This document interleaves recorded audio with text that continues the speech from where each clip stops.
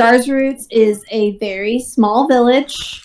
There's no guard or gate manning the entrance. The boarded up, closed down tavern is further into the village.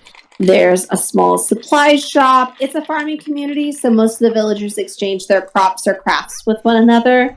Occasionally, somebody will come through with some coin that they acquired from the city, or that they've, mattressed away. But yeah, it's mostly small, humble homes, aside from, maybe one very nice-looking home. But everything else is very, very dusty, crusty, except for the stuff that comes through. Well, clearly that homeless vagrant in the other town pointed me in the wrong direction, because this place is nowhere near what I expected. Hey, listen! I'm not homeless! I was on my way here, too.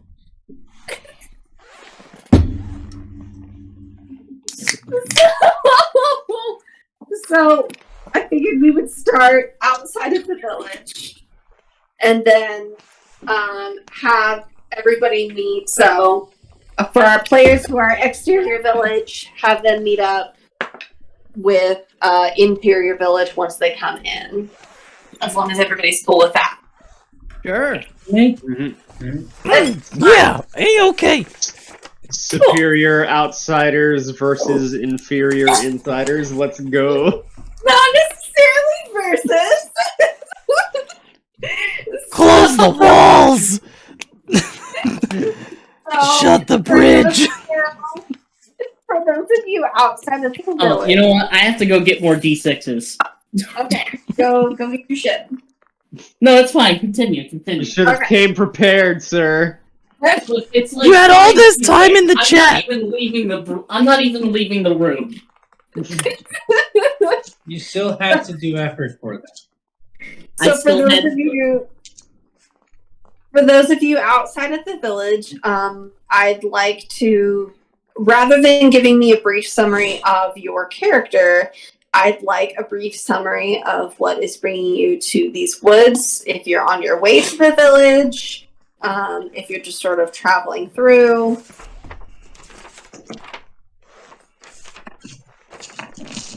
Well, since Caleb seems to be missing, I guess I'll go first.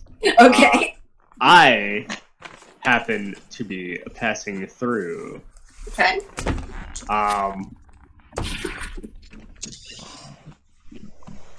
How much of my that backstory are we going with here? Just super generic. So, are you passing through because you're just trying to to avoid people, to continue your anonymity, or are you just passing through because you're on the run? Okay. Yeah, I'm definitely passing through, probably because this is a little backwater dinky town. Probably not a lot of people are gonna know who I am here. Okay, fair. So definitely taking the nice quiet route through this direction. Yeah. That's so me. are you already heading towards the village? Yes. Okay. I would be in fact heading towards the village. Okay. So, Connor, did you say that you were inside or outside the village?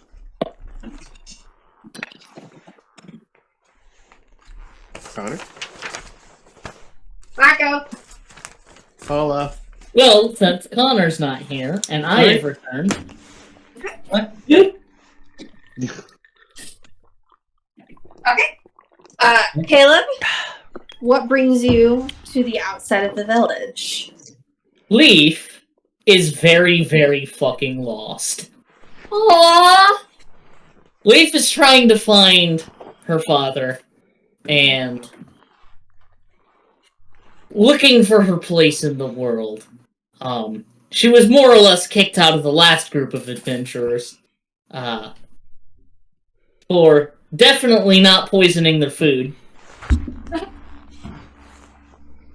And now she's looking for a new place to call her home and for base of operations, and also trying to figure out where the hell Waterdeep is. Okay, great. So And you're she finds herself wandering here. so you are just sort of ambling. Will, you're probably heading in the general direction of the town. Mhm. So let me see. What are your passive perceptions, Caleb and Will? Mine is a 12. Okay. Mine is also a 12. So, let's see. What is your dexterity then?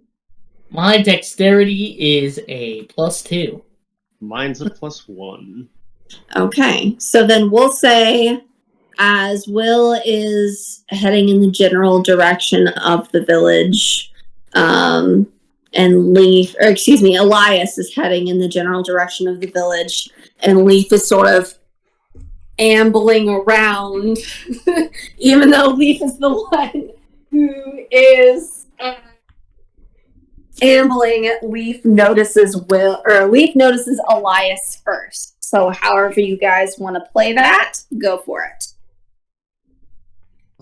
The very first thing Leaf is going to do is use minor conjuration to conjure a crossbow out of thin air.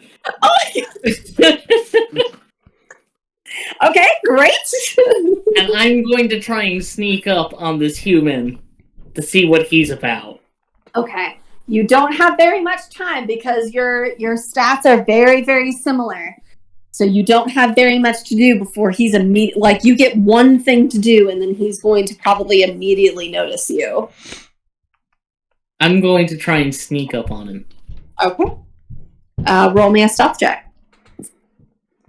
That would be an 8 + 4, a 12. 12. Okay. And then that meets his passive perception. And then Elias, as you're heading towards the village, are you trying to stay aware for anybody sneaking up on you? Or are you a man with a plan just heading towards the village, not giving a fuck? I'm kind of on the lookout. Okay. Roll me Not perception. particularly. Oh boy. Oh, here we go. I Oh. have a +2 to this. So a whole ass whopping 11. So unfortunately you do not notice until he is on top of you. Or she, excuse me, until Leaf is on top of you. So as I come up behind his character, I'm gonna keep my distance just enough that I'm not stumbling directly into him, but I've got my crossbow drawn and I'm like, and who are you? No, go there.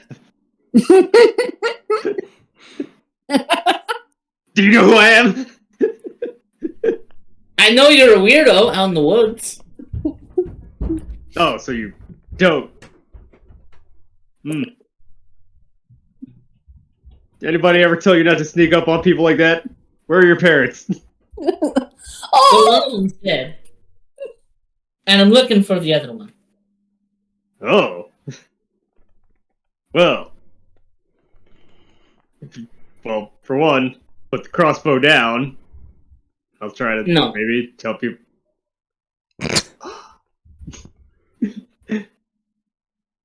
What are Do you you doing happen out to? there? Well, I'm on my way to checks notes. Scar's roots.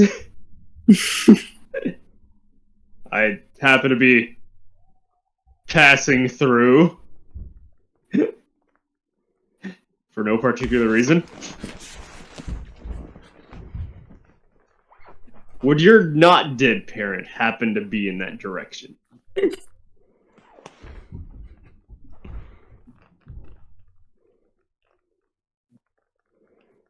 I don't know. That's why I'm looking for them. So, And since you guys have met, if you guys want to go ahead and describe your characters to one another. how they look? Armored dude, halberd on his back. Just so armored up in his chainmail. with like this red ornamental mask on. Like it's like one of those like full blown like can't see shit kind of masks. Couldn't even make out a face, even if you wanted to. Oh, he's like a bucket with 2 eye holes? I wasn't gonna say bucket. Definitely written down as Bucket Man. Dude. Also writing it down as Bucket Man. Bucket Man. Oh no. I mean, you haven't introduced each other like by name yet, so that's a pretty logical conclusion. Actually, specifically, I think I'm going to write it down as Weird Bucket Head Pervert. You snuck up on me. Bucket Man. Because you're a weird bucket-headed pervert. Pervert. Where did the pervert come in? Yeah, he asked where your parents are. For sure, a pervert. Yep. Yeah. Where are your parents? Yeah. Yeah. I got candy under this helmet. But I heard it. So Leaf is a very short, very small tabaxi. Kind of like wispy thin, gray spotted fur, very small cat. Aw, kitten.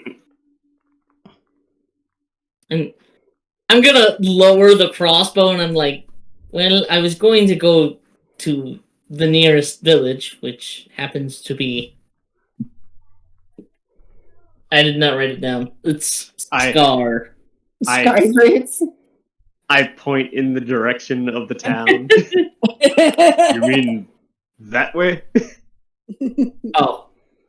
I'm not good with directions.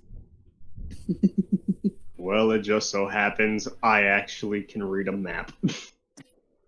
That's Do you have a map? amazing.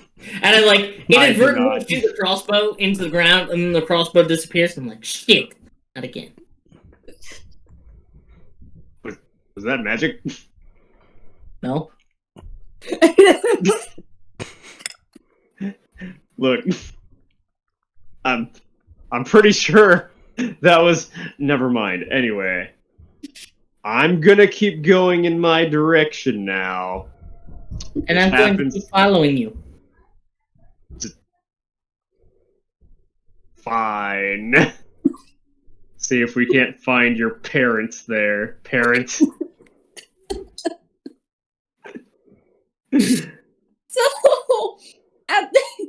So I and correct me if I'm wrong, but I assume that at this point you both head towards the village, not necessarily side by side. Leaf might be like a couple of feet behind Elias, still like watching to make sure he doesn't try anything weird. Elias also like glancing behind to make sure that crossbow doesn't just appear again. Oh, absolutely. So I assume you guys are both still like keeping an earshot out for, you know, anything else that might jump up behind you. What? Absolutely. Okay. Mm-hmm.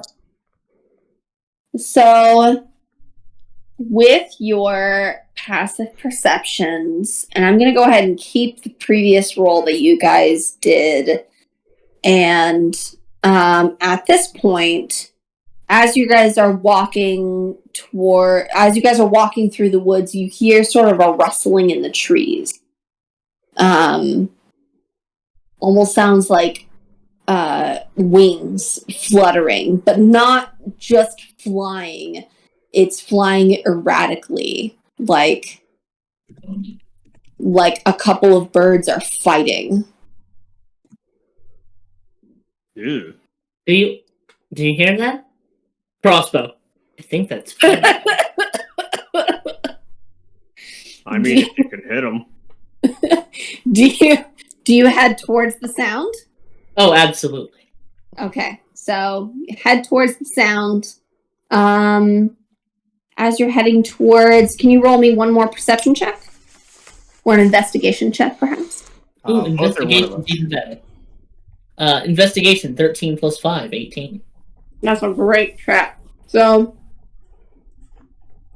going through, trying to figure out what the hell is going on in these woods. And then you find... Are you gonna attack them already? I forgot I joined the campaign so you can see what I'm rolling. Are you shooting fireball or magic missile into the night? I'm probably going to shoot my crossbow at this little birdie. So as you get closer, you see high up in the treetops that it appears to be, with your 18, you can see it looks like there is a pigeon and what looks like a raven that are fighting, and that pigeon is getting its ass kicked by this raven. Which one's bigger? Shoot the pigeon. Like, which one's fatter? The pigeon is fatter. It looks like a messenger pigeon. The raven looks almost kind of scraggly. Like you're surprised that it's kind of putting up such an aggressive fight against this pigeon because it's so scraggly, but it is whooping some serious ass.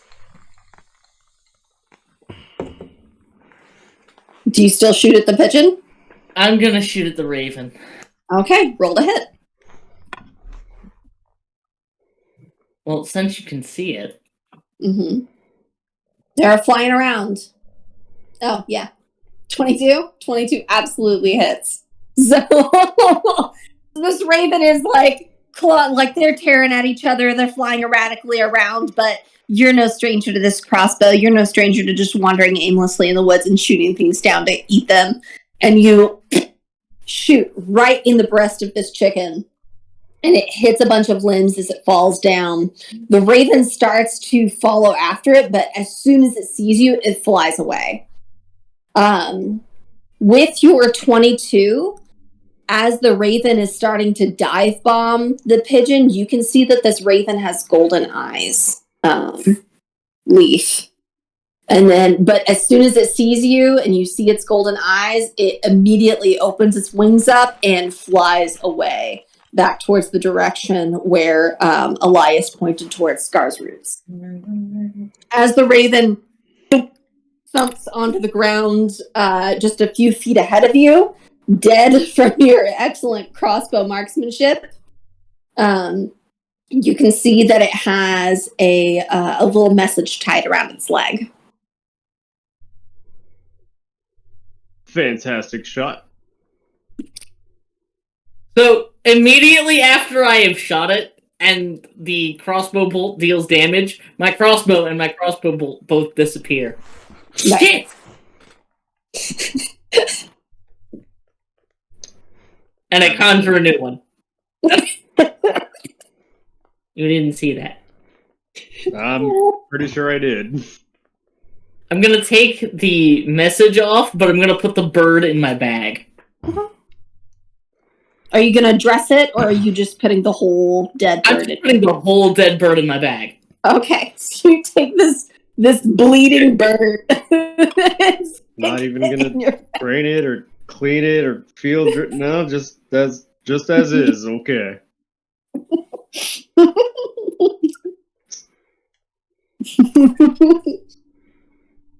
God, Are you gonna?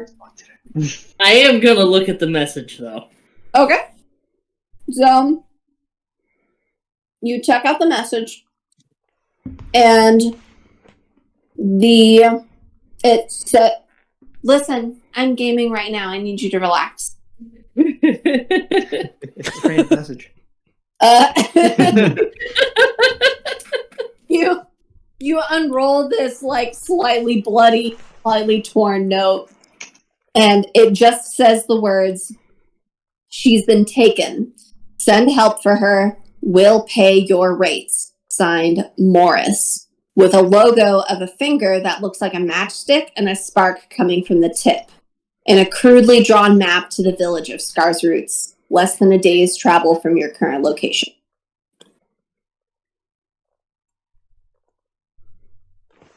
Let's see. She's been taken. Send help. What now? She's been taken. Send help for her. Will pay your rates. Your rates. Morris.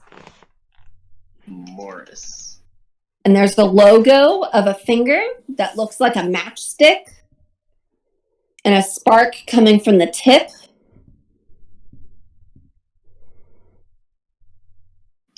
Coming from the tip. Here I am taking notes. Look at you, clicky-clacking.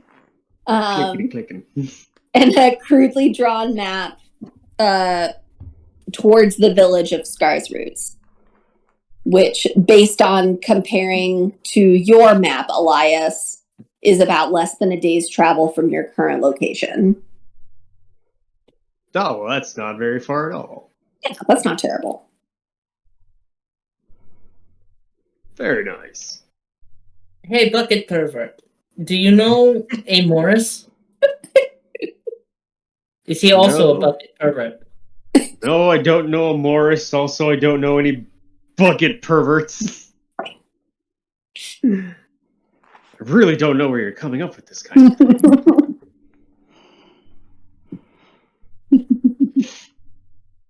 So what were you doing out here in the woods? If you're just gonna take the pigeon and, like, slowly pluck a feather while they're walking, just every couple paces pluck a feather as she just... Well, I was on my way to Scar's Roots. Just needed to, not be in my hometown for a little while. Just take let's call it a vacation. Oh, so you got kicked out for being a bucket pervert. No, I wasn't kicked out. I left of my own free will. And not being a bucket pervert. You're strange.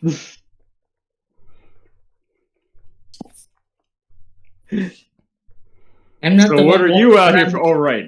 Dead parents. That's right. No, only one of them is dead. Oh, Hopefully, dead. I'll be able to kill the other one. Just slowly turns helmeted head. He left when I was little. It's a revenge thing. Ah, yes, classic, yes.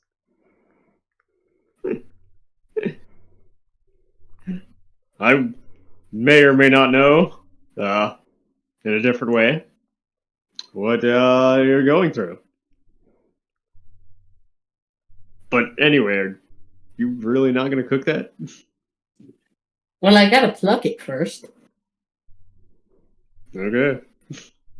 So it is less than a day's travel from your current location to the village, but it is also starting to get dark. So if you want to just keep pushing ahead towards the village, you can, or if you want to take want to camp a few miles outside of the village, so that way you can teach this this strange girl how to dress a pigeon. You're welcome to do either. I'm gonna have to do the responsible thing and teach a girl how to dress a pigeon. Aw. So, yeah, setting up camp. Let's go! Camping in the woods. A little girl. Don't make it weird. One little girl. You make it weird. You're the bucket pervert. You made it weird to begin with. I never made it weird. You snuck up on me. Hashtag bucket in You the chat. can't prove that.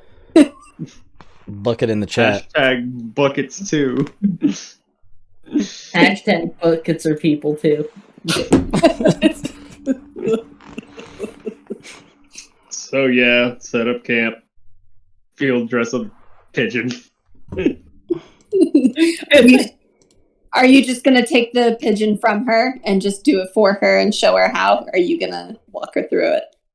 I'm gonna walk her through it. She's gotta learn. Every time he goes to get a tool, I conjure a replica of it. Just a 1-to-1 exact replica.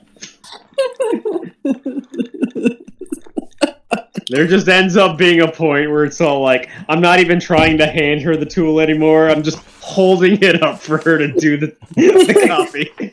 So you're gonna take one of these. Exactly.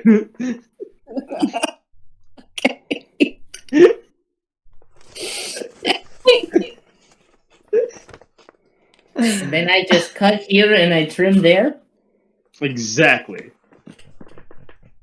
You are very self-sufficient. Okay. Well, I of suppose course. with a bucket hat, you must be. It's not a bucket.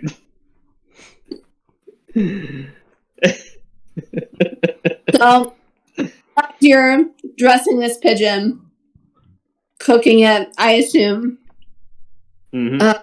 and eating it together. Elias, do you take off any of your armor? No. Like you just I lift also the helmet eat- up enough. Oh no! Or does it I have, like a eating no. flap?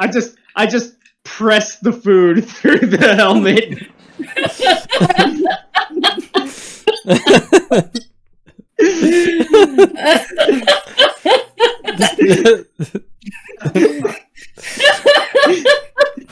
The helmet stays on.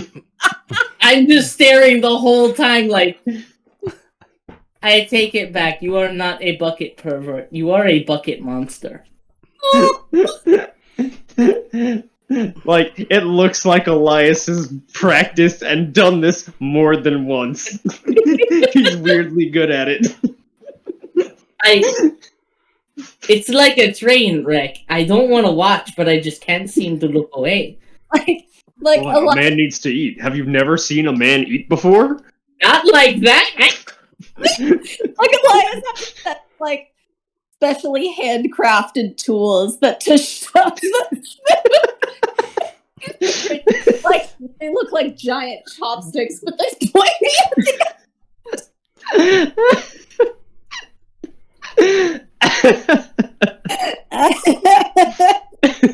Excellent. Love it. You guys share this beautiful, wholesome moment together. Are either of you going to keep watch? Or are you just gonna, go to sleep for your camp? Rock, paper, scissors for who keeps first watch.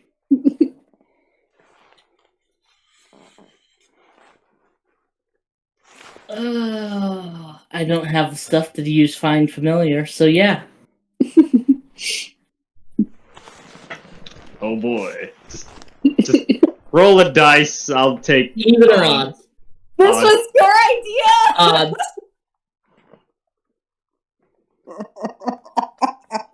Odds. Oh, it's odds. Oh, that's Yeah. me. It's me. Keep the boy. Do you take turns, or Elias? Do you just not rest and just keep watch the whole night? I absolutely keep watch the whole night. Aww. Cause what can I say? I'm a badass. I'm a knight. What up? I do my nightly thing. Leaf, how do you feel about going to sleep next to Bucket Monster? Leaf is not sleeping well, but kind of dozing in or out. Like, when you're going to sleep and you're first starting to fall asleep and you feel your head kind of tilt forward. Mm-hmm. And then you jolt awake. It's kind of like that for most of the night.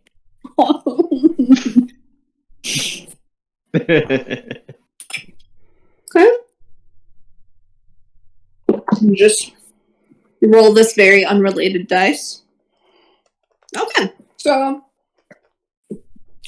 night goes by without incident. Elias, you're keeping super careful watch for any spookies to jump out at you or at Leaf. You seem to now have temporarily adopted. And every time Leaf, like, wakes herself up. You, like, maybe jump a little bit, thinking that there's something trying to come out. But other than that unfortunate incident making everybody uncomfortable, the night passes without incident. Nice. Sun rises. Describe what you would like to do. Okay. I'm assuming Leaf is up at this point. Yeah. Okay. All right, child. Time to break down camp. Gotta go. Gotta move. She kind of just rolls up her sleeping bag. Alrighty then. So I guess we're gonna break down camp, deal with all that cheese. Gonna afford breakfast or just head towards the village and eat there? About how much further was it again? It's just a few miles, probably just like an hour or two away. It's not too far. About an hour or two? Okay. We can probably score some grub when we get there. Shouldn't be too much longer. And it would be a lot better than just trying to find another pigeon. Fair. Yeah, I've never seen what they eat, so I can't. Yeah. Okay, so you guys head towards the village, and as I described, you upon entering Scar's Roots, there's no guard or gate manning the entrance of this small farming village. You see a small village, and when you first walk up, there's a lot of very like small, humble homes. As you head towards the sort of center of town, you see a very nice looking home, and then a small, what looks like a small supply shop, an aviary, or excuse me, not an aviary. You see a small supply shop, and then you see a boarded up tavern, and what looks to be a homeless man sleeping outside of, leaning against the tavern, the closed up tavern, with what looks like a fur cape tied around his neck, like a full beard. And Alex, I'll let you describe the rest of him.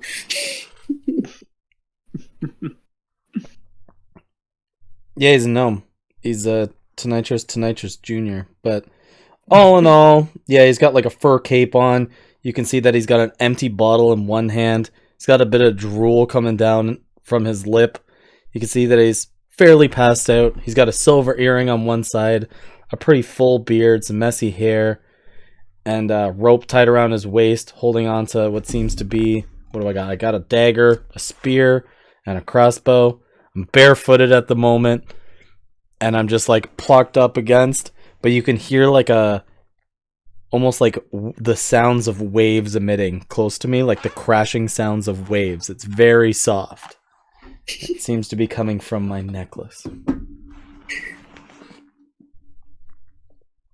And then a few feet away from him, Hey. not leaned against the tavern, but standing a few feet of its where its entrance used to be, you see another person standing there, single tear streaming down his face. Ron, I'll let you describe. I'll let you describe your character. You see what looks to be like a very outlandish, goldish colored armor with like a blue gold trim to that. Looks like really out of place for something like this. Way too fancy. Unless you get real close, then it looks like it's more or less just painted on, and it's probably not as fancy as it really looks. Anyways, a Harnagon, or Harnagon, however it's pronounced. Around 3 foot. Yeah, about 3 foot tall. But his ears are an additional foot, so good boy. He's a big eared boy. looks spitting image of Rabbit from Winnie the Pooh. Aw. Just a lute, wearing a lute that's compared to his size, looks like a full-blown big-ass guitar, with a rapier on one side, a dagger on the other, and what would be a normal-sized backpack to him looks like a kitty backpack to almost everyone else.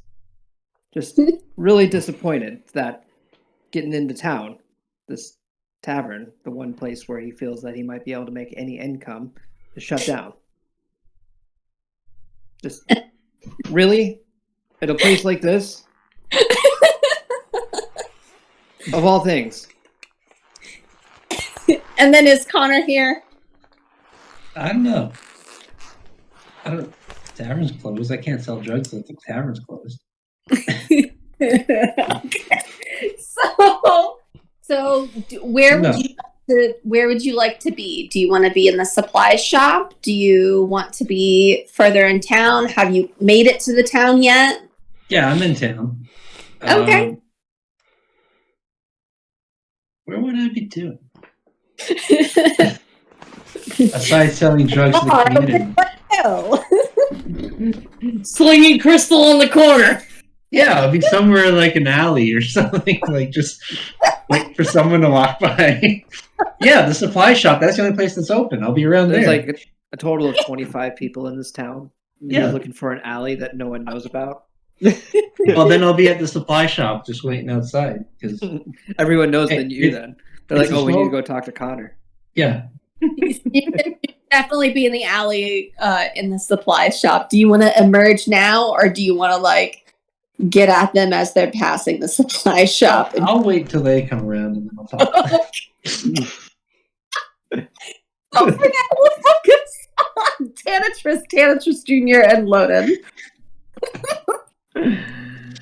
So, Leaf and Elias, take it from here. I I'm gonna think make another cup of coffee. the little man is dead. Is he breathing? Whoa, hold on. Don't look, child. Don't look. And I'm gonna pull out my halberd. Don't worry. No, guys. He's fine. He's fine. He's really passed out drunk. He's had a little bit too much to drink. Looks like his entire life. Oh, drunk. And I like Do you poke know? him from 10 feet away with my fucking halberd. I like poke him with the wooden like shaft end of my halberd and just kind of, hey. It's clearly squishy, but he doesn't wake up. Oh shit! You sure? I think he might be dead. I really think he might be dead. Hold on. Let me get what is good for breaking down a dead body? What? No, he's clearly not dead. So we don't need to break him down. We just need to. Just give him a moment. He'll wake up on his own accord, probably in an hour or two. Would I know what smelling salts are? That's up to you. I'm gonna conjure smelling salts. Okay. Leaf, I'm curious. You have since you're such a fresh expert, you have like a little book that you keep of your poisons and things when you were looking Yes. down a body. Okay, that's just what I wanted to confirm it. Like I like to imagine that instead of a proper spell book, she's just conjuring the magical effects of spells she's seen. She doesn't actually know how to use Firebolt. She's just conjuring a Firebolt that she's seen from somebody else. Nice. Proceed with your smelling salts. So I'm gonna conjure some smelling salts, and then I'm gonna walk over and kind of like get a piece of string off of my probably by now really ratty clothes and tie it onto the end of the halberd and like wave it over his face. Like really close to his. You don't have to get it too close, but like close to his face. The Flashenberg. Then that. Whoa! Whoa! Oh God! What? What is that shit? What is that? And I'm just gonna try to Alive. snatch it out of the I can air. smell that from here. Wow. That's gross. Yeah, it's so gross it wakes people up. Oh, God! That's the exact opposite effect of what I care for a lot of the Oh time. my God! I got Well. these head songs again. Head song. Yeah, the bar was. I gotta go to my own supply for this. What kind of songs you got in your head? Oh, the one that has a pounding drum inside and it plays all the songs. And he's gonna crack open what seems to be like a vial bottle and just start hammering it back. What are you drinking? I don't think you should be drinking already. Homebrew elixir. It's the good shit from back home. No, it's the all cure elixir. Wait, Sir, please watch your language in front of the children. What is? Ooh, you brought a tin can to life. Did you take the bottom off? What was he? This one is bucket per. Was he a Campbell's soup beforehand? Not a bucket pervert. What is Campbell soup? A cannibal soup. You've never heard of cannibal soup? Oh God, cannibal soup. Cannibal Oh. soup. Sir, are you a cannibal? Heard you the first time. No. Just veggies. Oh God, that elixir brought me real good. What was that stuff you gave me? Maybe I could use some of that in the future. That's called a smelling salt. Smell salt like part Yeah, of like- it. Yeah, it's just Like a really whisk. close. And she conjures a new piece and just like holds it out to his nose. My apologies. I am the legendary Tonitrus Jr. I've never heard of you. Legendary. You've heard of me now. Well, that is true. The word is spreading. He's I got you don't there. think I've One person at a time. I don't think I've ever seen a gnome as drunk as this. My God, I swear. And I look at Ron's I guy. I'm don't like, think I've ever met anybody as drunk as this. I look at Ron's guy. I'm like, I saw you in a dream once. No, you told me that this was the way to a much larger town, but hi, my name is Loden. I am a traveling bard, and I appear to have landed in the wrong town. Would you guys happen to know where anywhere besides here is, in which direction? Well, Odin, I I think you were right. In that dream, I imagined this bar to be open. Me too. The last place I came for was in that direction, and she points not in the direction she came from. Oh, By the time you look back, I have another drink open. I came from that direction, and that's the direction I do not wish to go back to right now. Oh. Ah! Well, I was told Waterdeep is in that direction, and she points. Waterdeep. In the That same sounds direction. like an. What? Are any of you, Ron? Are you map savvy? Do you know where Waterdeep is? I know a little bit about Faerun, but no. Water. Oh, you know that Waterdeep is absolutely fucking nowhere near here. Okay. Yeah. Okay. Then that's the case. Then. So. Right. Hold on. Are you guys looking for the ocean? Because the water's deep there. Yeah. Yeah. Right on. She pulls out her book and is like, Waterdeep has ocean. No, the ocean has deep water. No. He. Ah. Correction. This is going absolutely. nowhere. Waterdeep is in the ocean. absolutely nowhere. So any of you got the keys to this place? Does the bucket guy own it? Do you own it? I don't own it. Do you own it? Did you lose it in a bet? No, you cannot prove that anywhere. No, I remember it being open. My dream! Yeah, that was, definitely not real. So seeing all these shenanigans, Elias is gonna like attempt to flag down the nearest like actual villager. So you see a let's see who would be downtown right now.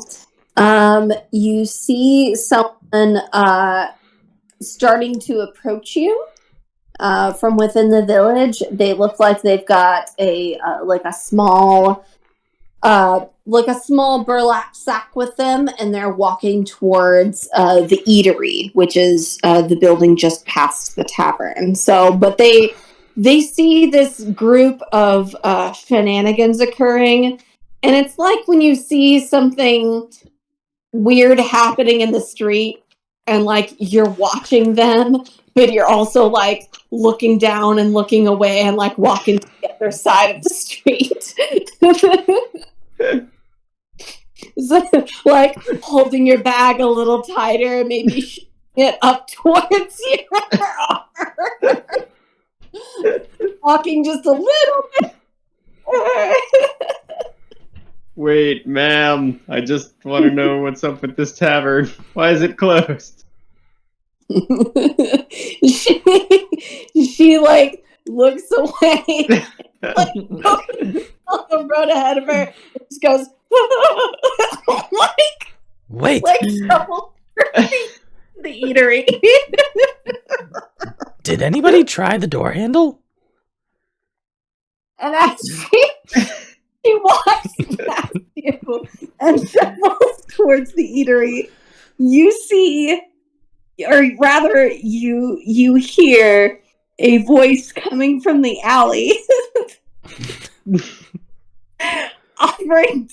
speaking to this woman and startling her as she walks past.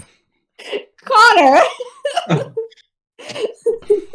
what would you like to say to this woman, this poor, uncomfortable woman? Well, it'll be more uncomfortable because I can't talk. I talk telepathically. So it's gonna You're just speaking straight into her brain.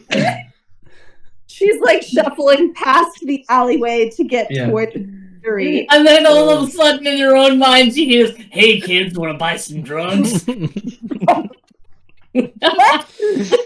Let him Get out of my head! himself. need some natural healings. Hey. I got my tea. I got mushrooms for fun. I got mushrooms for everything. Yeah. What would you like to say to this woman as she walks past the alley?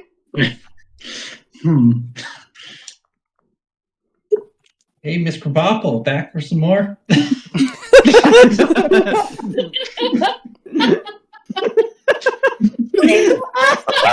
I'm back. That's great. And just like runs into the eatery. And you can hear almost like a body slam against the door on the other side. Oh. Ooh, guess she's not done her other. I just No? turn towards Leaf and I go, "This town's kind of weird." It sounds very weird. So for the rest of you who aren't Connor, who didn't hear the telepathic voice, you saw the woman shuffle past you, and then as she passed the alley, scream and go, "Oh God, it's a mistake!" and then drop her bag and then run. Bad trip, I guess. Okay. Well, that's one customer down there. Dang. Hey, Not a repeat one there, huh? I think she dropped the keys. She's just letting us in. I have lesser doses if you want. Like, geez. She must have taken them all at once. I told her. You really think that'll lady own this place? I highly doubt that. But I will try the door just in case. Where is that voice coming from? Am I haunted? No, you're not haunted. Oh, are you I don't having think so. are you having some brain songs too? Here. I got some more elixirs. Oh, Don't drink anything a homeless man gives you. I'm not homeless. I come from a town.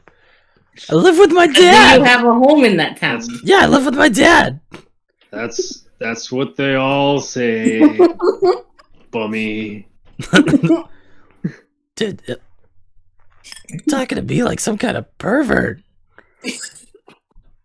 What? Look, Does anybody you else look get the like a vibe? pervert, okay?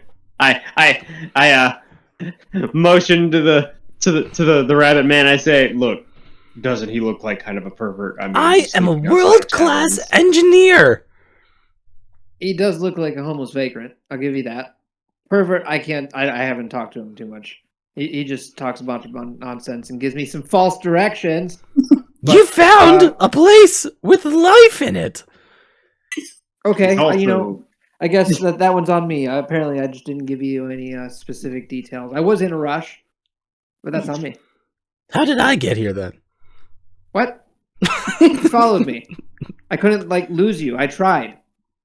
I don't know how that happens. I'm usually pretty good at that. World-class engineer. But do you have That has nothing to do with tracking people, though. You're damn right it Tracking doesn't. people? What's in the bag? And the strangest thing was, every time I saw him, he was passed out. I just don't get it. You look back. Sounds like- I'm like starfish on the floor. See? And I told you he was fine. He almost always looks dead. No need for the smelling salts. But that would have helped out a lot in the past.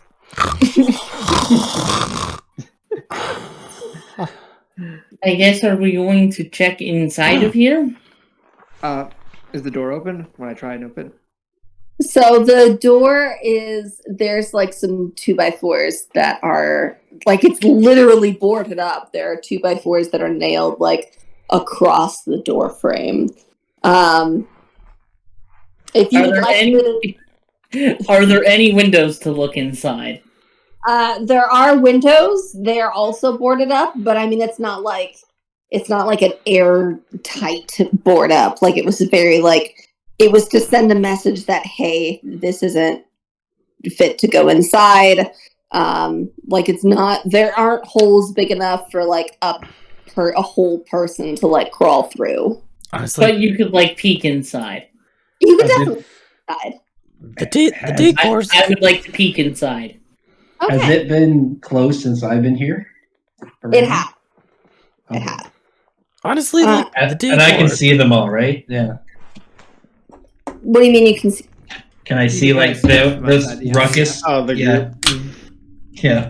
That's up to you. Do you come out of the alley? No, that's not. If they're at least 30 feet away, I can talk to them. I mean, if you don't want to come out of the alley and you don't want to peek out, I don't see how you would be able to see the ruckus that's going on. Okay, I'll go look. I mean, you definitely hear it. Yeah. Yeah, you can hear the bullshit that they're getting at too. Who's the closest I could talk telepathically to? They probably, I would say probably, well, Tanatrus is leaning up against it. Leaf and Elias sounds like they're looking into it. So I would say, or not Elias, excuse me. Loden is trying to peek in. So I would say Elias is the furthest from the tavern. Mhm. Hey, Elias, Correct. Tin Man, are you looking for a heart? Lift me up. Let me see inside this thing with what leaf? Leaf? Like a tree leaf? Have you guys introduced each other by We actually have not yet. We have not. I want to be like a leaf in the wind. Pick me up, Tin Man. What? I just telepathically say, you are ruining the day. You're chasing off all the customers. I am a customer. As I yell to Elias. This dude's yelling at me and I'm hearing voices in my head. I'm looking around like, the fuck is going on? I'm pointing my finger at him. I am a customer. Oh, Who said that? Why did I end up here? The day just gets worse and worse. Okay, yeah, but you know what? We can make the most of it. Who's got some coin? Agaricus, Tanatrus said that he is a customer. Oh, well, if you can, well, that place has been closed for a while, but I got something else that I can do better than ale. In my person. Better than city elixir? Oh yeah. Well, you can actually put it in it. Makes it even better. Oh. Alchemy. My favorite.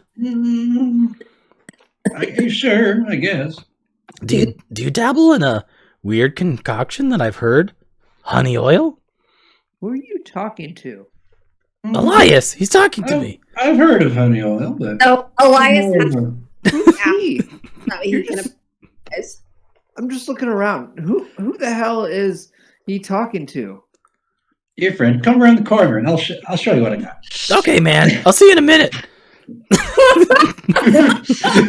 I wave to Loden. I go around the corner. I don't think that's a good idea. You know, Hi, Loden. The voices told me to go in this dark alley. what? Where's your sense of adventure? Well, I just like march my way into the dark alleyway, and all of a sudden, you see the bottle that I was holding just catch a light all of a sudden and light up the dark hallway. Jesus! I'm literally like shouting, "Stranger danger! Stranger danger!" As I'm following you. Hey, stranger danger! Like you don't know what's going on. I mean, to be fair, I was a stranger up until. Maybe I should let this random voice take you. Yeah, the object sheds bright light in 5-foot radius and dim light for an additional 5 feet with magical tinkering. All right, excellent. So, Agaricus, since he is shedding light in your alley, would you like to describe what you look like? Okay. So he is a 6-foot-tall myconid. So a giant mushroom man. Oh. Because it's daytime, he's covering himself. He has a giant rice hat on his like shroom head, and he's got like tea bags like taped to it because he smells very moldy, but it doesn't help. But he thinks it does because he can't smell it. I love it. And then You're good. He doesn't know. I mean, like it's probably mushroom tea, so it doesn't even help then either. It just smells like dried mushrooms. And like, or whatever you can buy. And then he's got like heavy goggles because it's daytime as well, and like a kind of scarf around, and he's kind of wearing rags, kind of like a gi, but not really. I don't know. Like, so he's like covered up, and he has a huge like a big satchel where he keeps all this, stuff, and probably pockets inside of where he also keeps all his growing things. Ew. Supplies and I have questions that I fertilizer. don't want answers to. You need fertilizer.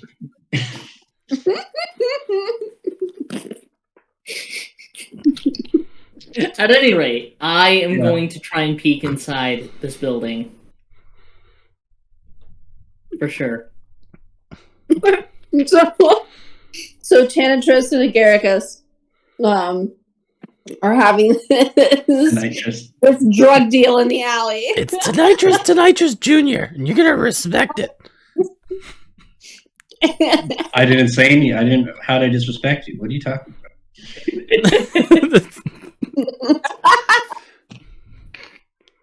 Okay, Tonitrus Jr. Tonitrus Jr. Okay, Tonitrus times 2 Jr. Yes! So, let's see this honey oil. I said I had something like honey oil. It's mushrooms. You haven't you haven't crafted your alchemy close enough? Where's the rest of your ingredients? I got mushrooms. Where's your label Once again, packaging? I take it back. I got mushrooms. The mushroom is the pervert. I think he's selling pieces of himself. No, I Oh, grow that. That's absolutely. disgusting. That's masochistic. You. No, I grow these. Whoa. I have them for everything. I got them for tea. These are nice. These ones I call the Shutter Islands. Those are really good. Okay. Shutter Island. That sounds like Don't take them all at once. That Kabappa lady, I think she did that, and that's why she doesn't want to come back. Oh yeah. And then I got other ones. I sold My lady other one- my what I think was about 86 proof one time. And I told her it was gonna be apple juice. It was a fine test. Never came back. No. Well, that's exactly what happened. But you tell them what to do, and they don't listen. They just Don't do it all listen. at once. And then No. I know, right? Jeez, yeah. You get it. I like you. Okay. Child, don't even think about partaking in any of that. Elias, as you give this warning to Little Leaf, Leaf is like standing on tip, trying to peek inside of this closed, boarded up tavern. And Leaf, what you can see is, it looks dark, it looks musty, crusty. Is there anything in particular that you're looking for? I'm looking to see if there's any like keys or something barring the door. You don't see anything. You definitely don't see any keys. You don't really see anything barring the door, like against the door. It's just it was boarded up from the outside, so it's just like 2x4s nailed against the door frame across the door from the outside.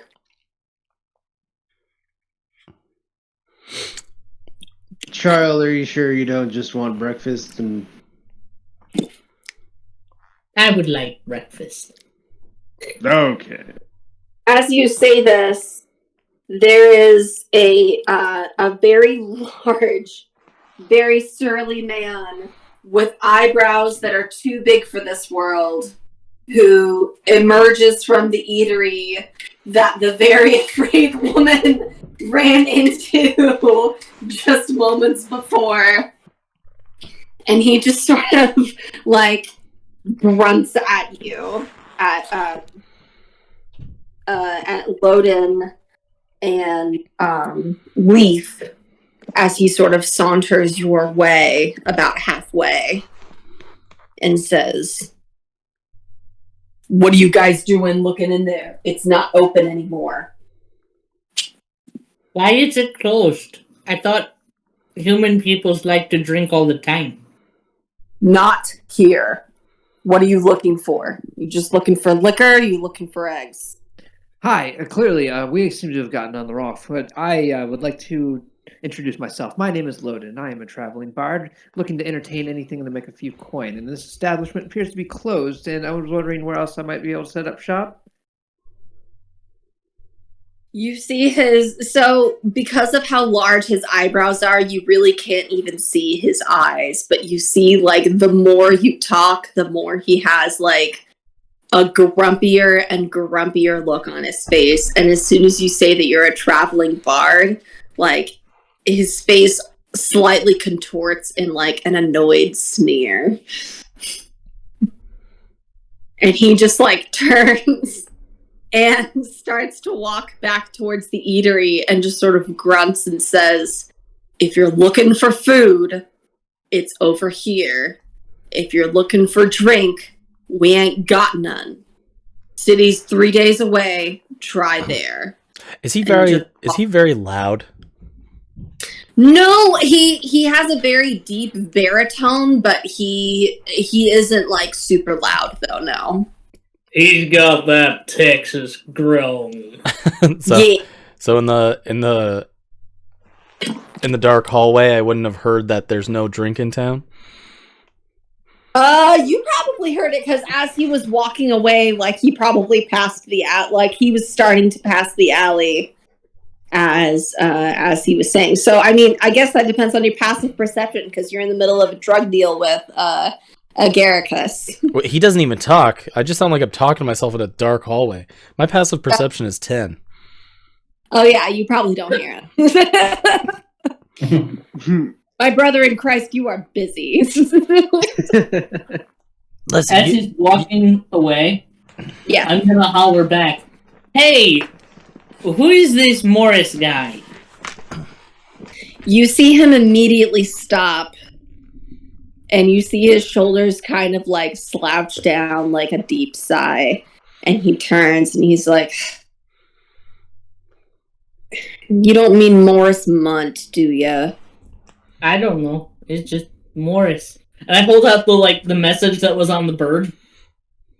And he walks towards you and extends his hand as if to say, so that way he can look at the message. I'm gonna hand it over. Okay. He looks at it and he walks past you towards the aviary. And just says, like, as he passes you, just says, "God damn it." Aviary? And There's a birdhouse? yeah. Oh. And I'm gonna lean really close to Elias and be like, Buckethead, we ate all of the pigeon, right? Yeah. All of it? Yeah. Okay. There's I think none we're in left. the clear. Buried the bones and everything. If you recall, the message is also slightly torn with some blood on it.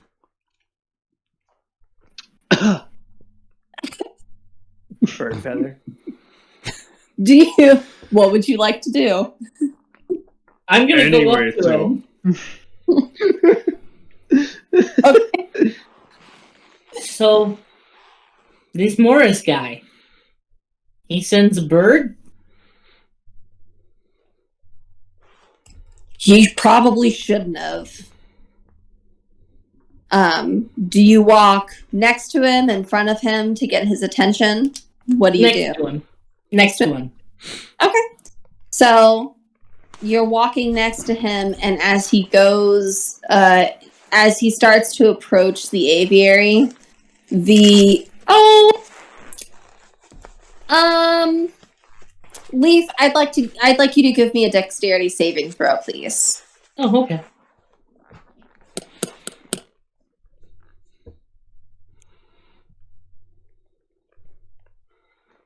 That's a 10. That's a 10? Okay. So, Elias, are you following Leaf, or are you staying where you're at? I'm absolutely following. Okay. Go ahead and give me a dexterity saving throw. Oh boy. Is A whole ass deck save. Okay. is anybody else following Leaf and the large man and Elias? So a 15 plus 1, 16. I will follow whichever group has the most people in it. It's actually split because there's 2 in the alleyway and 2 out there. With the large man, that makes 3, though. So, because the large man could probably take the other 2, I'd probably go with the large guy. Okay.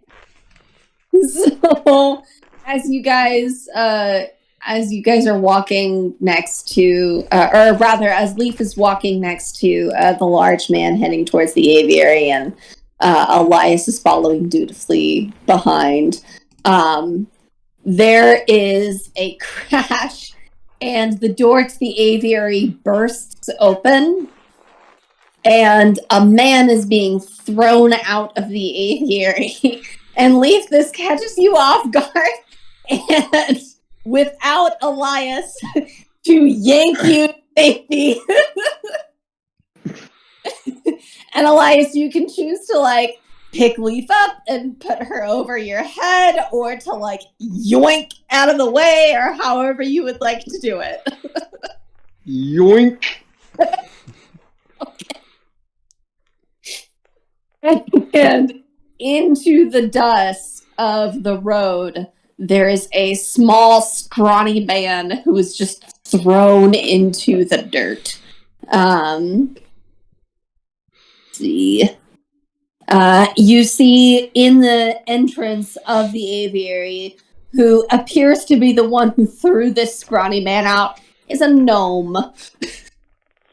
I'm going to cast Minor Illusion over the person that got thrown out, and it's just the big letters that say K-O. Listen, you guys want to keep it down in the streets? We're trying to run logistics out here. Oh, hold on. What? You're Usually still in no. the alley. Yeah. He's like poking his head out of the alley, I assume. Yeah. And back to Why it. did 5 ounces don't make 3 clovers, okay? It's not a fair trade. What? At least the disembodied voices didn't Clovers. eat him yet, so. Like a There's mushroom that. clove, like a mushroom head. But does They're anyone called else know that? caps. Caps! Okay. Okay. That was weird. I could get you, I don't know, 2 copper per good berry. Well, not good. I can make good berries, but they're not good berries. They're mushrooms. They're good mushrooms. They're good They're good mushrooms. mushrooms. They're good caps. It's good Yeah. fun. I'll Nice take some little good, white caps. I'll take some good caps, and then you got anything I can put in a bottle real quick? Give it a try. I got some swash, and If you really I want to am go so crazy, tempted to be a dick. Tan trying to go for a tasting flight. well, I got the Shutter Islands and the say my names. Can you conjure alcohol and get drunk, and then conjure alcohol and get drunk? I'm just gonna give you 5 pieces of gold and see what you give me. Oh shit. Okay. Let me see. Let's see. I'll give you all my good berries right now. Well, good And caps. berries. Good caps. Good caps. Uh, You got 10 of them. yeah. Okay. 10. Make sure to take those within 24 hours. They kind of lose their thing after that. Okay. For potency. Yeah. And I will give you. I didn't really make a list of what every mushroom does. It's okay. It's okay. Like I just I look at it, I'm just like, its purpose is it? Can it be remedied with like acidics? Do you know its reaction? So, as you guys are discussing the chemical compound, No, those would be very helpful. I don't know if it gets people too hammered, but they'll be really rejuvenated if they take those ones. Oh, I've been making a shitty recipe for healing stuff lately, so Well, that'll work. good. You see, I just like got like a clear bottle and I plug them all in, and they just kind of like start filling the water up. Yeah. I mean, and I'll give you the 5. I'll give you Shutter Islands, because if intoxication is your destination, these things, my boy. No, it's a remedy. It's a cure for everything. Yeah. Do you have body aches? Is your spouse nagging you too much? Have some of this, and everything will just kind of get better for you. Good work. That makes sense. so, Wow, you got a mind for like marketing. Oh yeah, that guy said there isn't any alcohol or drinks in town. Boy, howdy, they are now. Yeah. Well, that's why I'm doing so good here. Everyone's so fucking bored. How So do they as- know? Goddamn Boredom Town. They should have called. What was this Yeah. place called again? Scarface. Let's go give Yeah, them a good time. Yeah. Well, that's why I'm here. It's a dry town. You know what? Nothing gets drier than mushrooms. I'm gonna walk back out of the dark hallway, and I'm just gonna turn around and be like, "Also, are you a cop? You have to tell me." Are you a cop? You have to tell me. I turn around.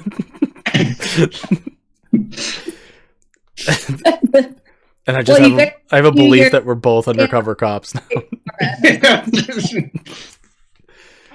As you guys work on your standoff at OK Juarez, the gnome in the doorway of the aviary, who seems to have thrown this scrawny man out,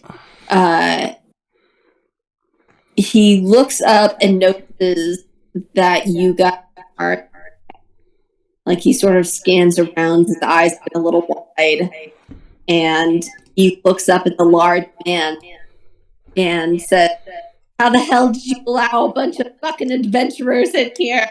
You're supposed to keep these bitches out." That's not very nice. Hey, that's mean. That would be hurtful if I was an adventurer. That's even worse. I am an adventurer, and that's mean. I want to see the ruckus, so I come out, but I find another shady spot to stand underneath because the sun sucks for me. The sun sucks for you. As he looks around and he says, he tries to call on you like police, and he's like, "Hey, well, if you're gonna do anything helpful, or at least try to, get this motherfucker away from my store.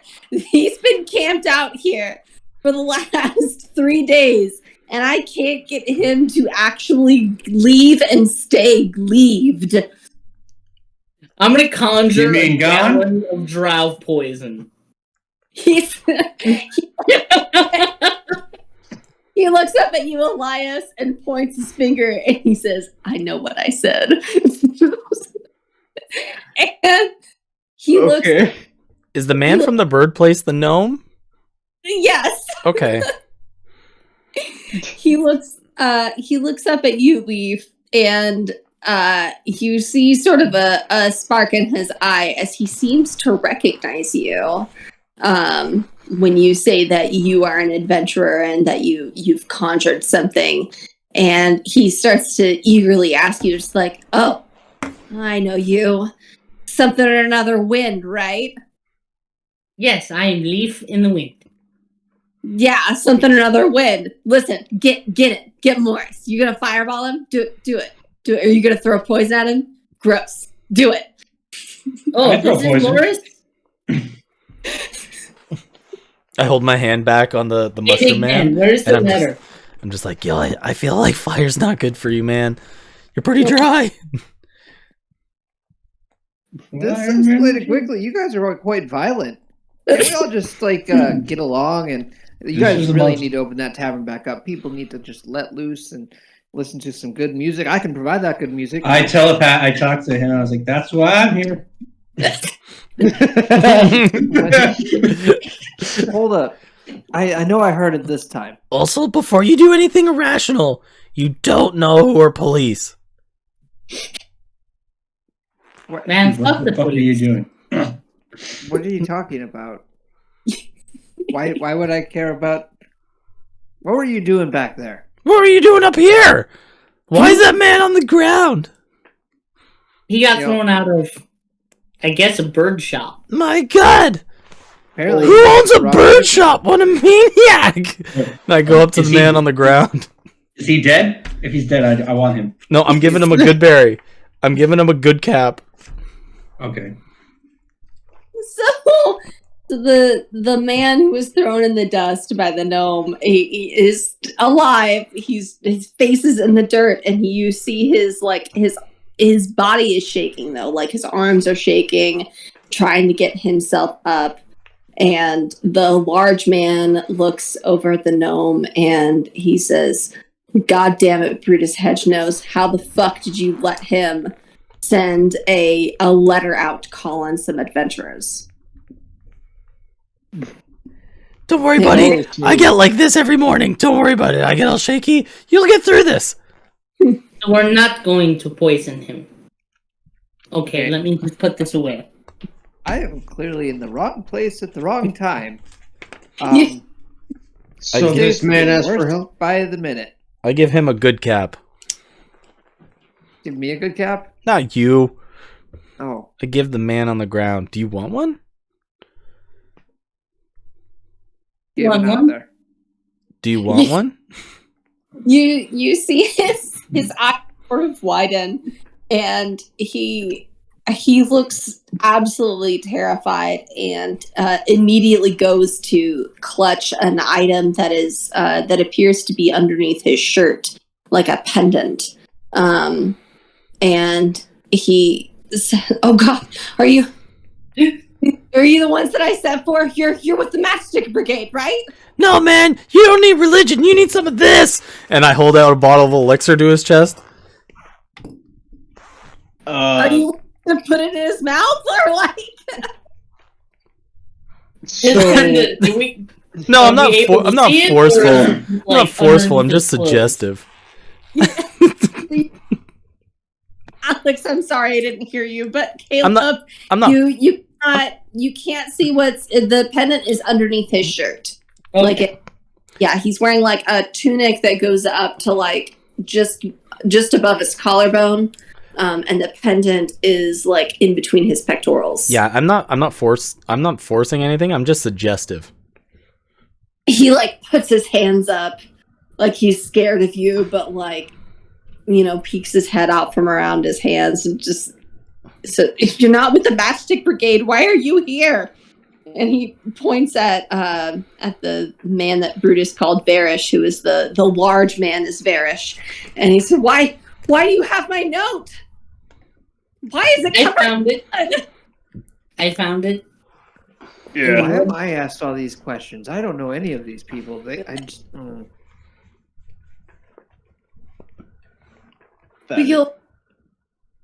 Are any of you with the Matchstick Brigade? You didn't kill the Matchstick Brigade, did you? No. And you can't prove that I did. Yeah, I sure. don't know about all these guys over here, Yeah, but me sure. and the child have not. Totally part of it. That I am aware of. They said, drink this, and you'll all your problems will wash away. They did? Absolutely. I don't think they did. You drinks it. That'll be 5 silver. As soon as he drinks it, he immediately collapses. Gentlemen, it works! Oh my God, he killed him. Gentlemen, it works! What kind of poison is that? It's not poison. Hold on, let's see the bottle. Hold on. Oh, that was called slosh. That was the good one. Sorry. That was probably the poison. I should have given him sauce. That's the morning stuff. As he collapsed on the ground, Tantris, you just hear him go. That's okay. What kind of you know what? If you can't pay it in the silver that I'm asking for, maybe the pendant's made of silver, and I'm gonna rummage into his under his garment and pull the chain off. I don't think that's very nice of you to just. It's called fair rob trade. that man. Fair trade. Oh, that's you- really. Yep. Fair trade. He got product. I need to get paid. So He got a free berry. He knew the free product at first was the berry. So Tantris, as you go to reach for his pendant, you feel a tug on your back of your as you feel a large sausage-like hand lift you from the ground by your neck. Yeah, okay, sausage fingers. Put me down. It was Wow, very, his hands are big. and And I'm he- gonna conjure a replica of the necklace and put it on. stuck on big hands are big. What did you say? Sausage I fingers. said,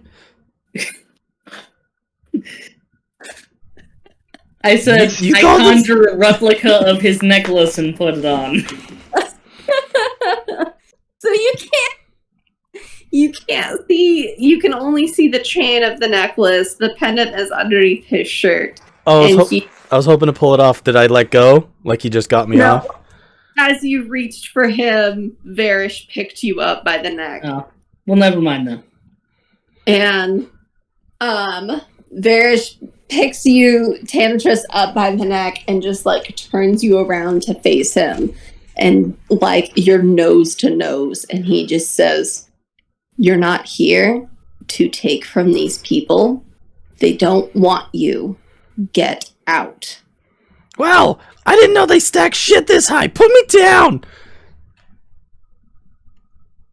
He just holds you up and looks at the rest of you and says, "Who's responsible for this mess?" Look, literally nothing that to guy. do with these guys. Not me as I back away slowly and look for the best available exit and try and pretend like I remember as to which direction the town that was 3 days away was. That's the big city. Hey, big sausage finger guy. I got a question for you. You ask who's responsible for this mess. You have buildings boarded up. The only thing that's available is a bird shack and an alleyway, man. Who's responsible for this mess? I don't know. Who's the mayor? Who left this town in such a shamble? There's no directions. Your sign's all crooked and fucked up. You can't even get a good entertainment people. You got a great group of people here who want to help your town, and you're just picking them up by the neck like some kind of filthy animal. He turns you back around, Tanatrus, and says, "You want to know who's responsible for the tavern being closed down and why the village is the way it is?" Did he put me right down? No, he still has you. Oh, damn it. He's not letting you go until he's made his point. He says adventurers are the reason why. Adventurers like you who cause a ruckus say they're here to help and make a mess that they don't clean up after themselves. Adventurers do nothing but ruin people's lives and justify it. We don't want you. So who exactly screwed up here, sir? Hold on 1 second. Yeah, because it wasn't me. I haven't been here long enough to screw it all up. I bet you it was the Matchstick crew. Yeah, those guys. I think it was the Flashlight Brigade. I'm sorry if like a group. I'm sorry, like you can't go just observing a bunch of people who came into the town and having pre-made judgments on people, man. I thought You need to open your mind. So, enough time has passed that Morgan leaps out, like, emerges from the ground and just with a huge breath goes, "Where's... Sir, you're awake. Did it work? Is Rosalie? Is she back? Who? I don't know who Rosalie is. Rosalie." And he's like clawing at your cape to try to get you down, Tanatrus, as he says, You said it was gonna fix everything. Yeah, it will. It will. You didn't pay me. It didn't fully work yet. Where is she? It's a full circle transaction thing. Give him more. I want to see what happens. Deal. Oh, hold on. And I take one of his Shutter Island ones, pop it in another vial, shake it up. Keep in mind, he can't pay for it.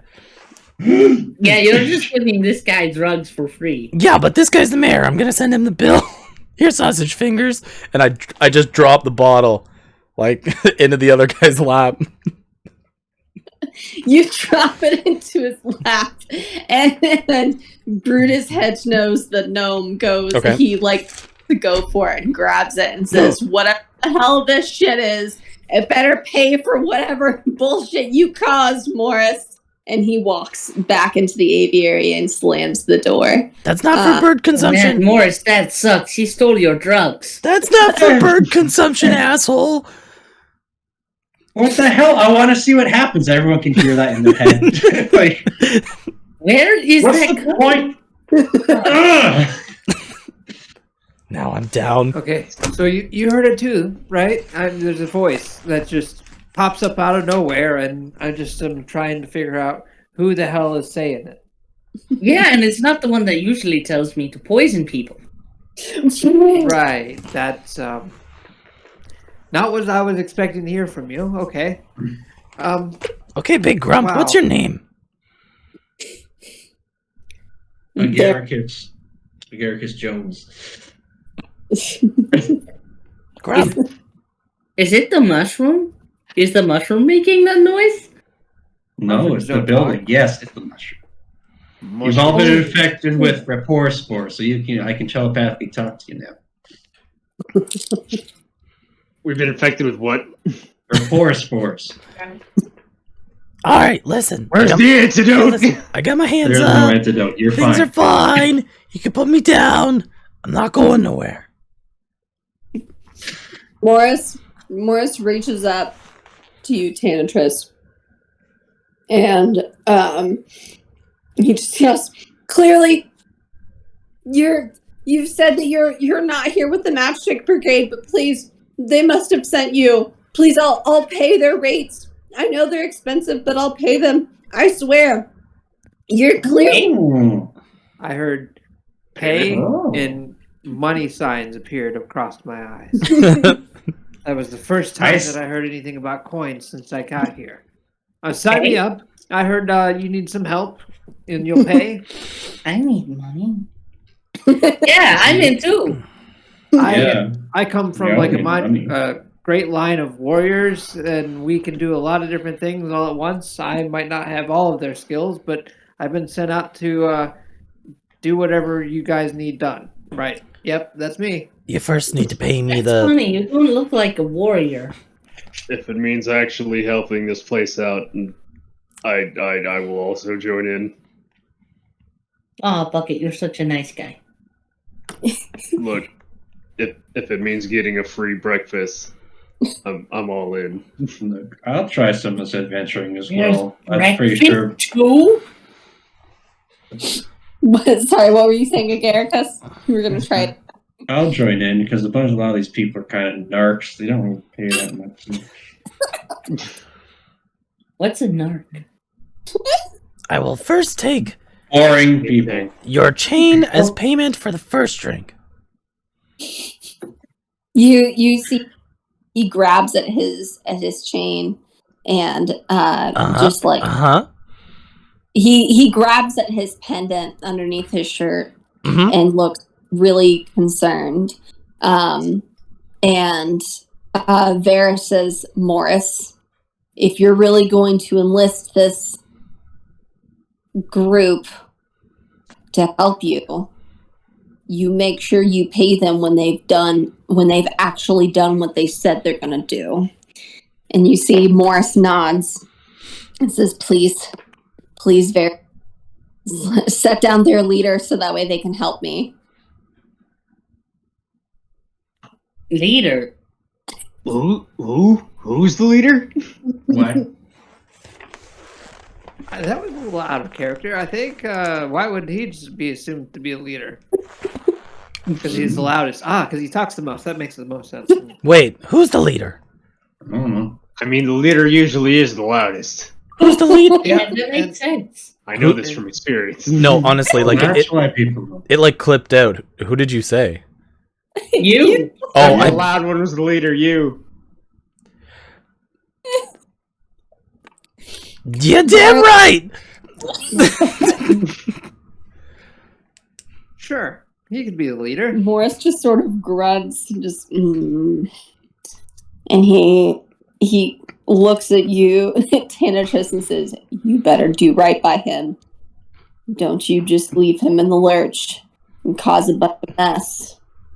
He'll pay you once you've said what you'll do. Got it?" Got it. You could trust. And I just look back. I'm like, Buckethead, Rabbit Man, Cat Man, and Hey! Rice Hat. The cat's a girl. They're wrong. And me, Tonitrus Jr., leader of the bunch. Or as he's also known as T2. See, Varys looks at Morris. Rise of the Alcoholics. Dun, dun, dun, dun. I single-handedly ended. Glug, glug, glug, glug, glug.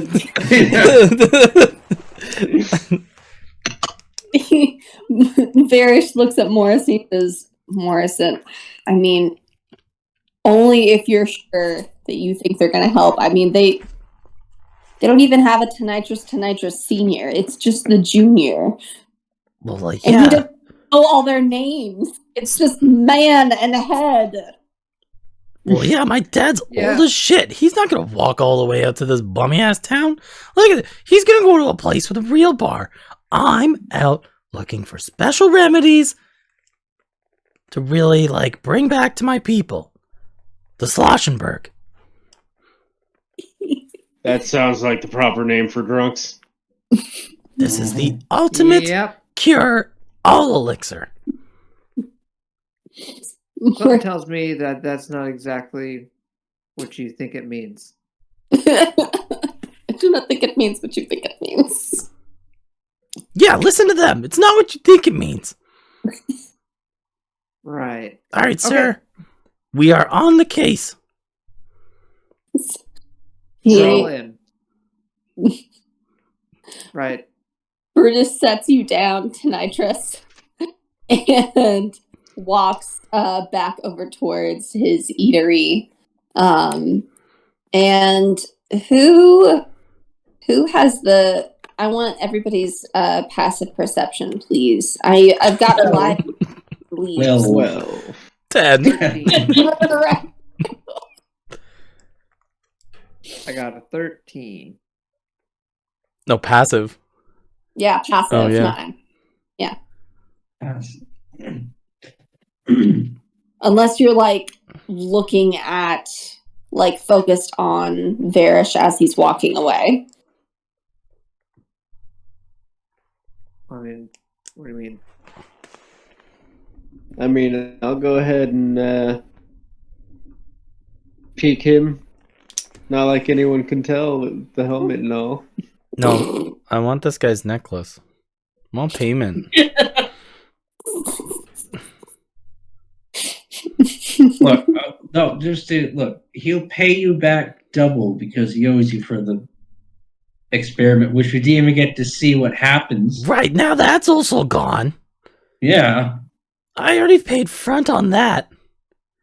So for those of you who have a 13 or higher, you see as Varish walks away towards the eatery that there seems to be, like, as his shirt sort of sways as he walks, that it goes in on one side, like he's missing a small chunk of his side. Yeah. Okay, now I can't be the only person that saw that, right? I mean, that was kind of gross. Yeah, it was We all weird. saw that, right? I mean, he was missing. Mine was the lower than a side. 13. The guy. Oh wait, no, I didn't see that. My Didn't see shit. passive is 13. I'm just agreeing with you. Sure. Okay, so this is a little weird. Hey, Tonitrus Jr. Oh, yeah.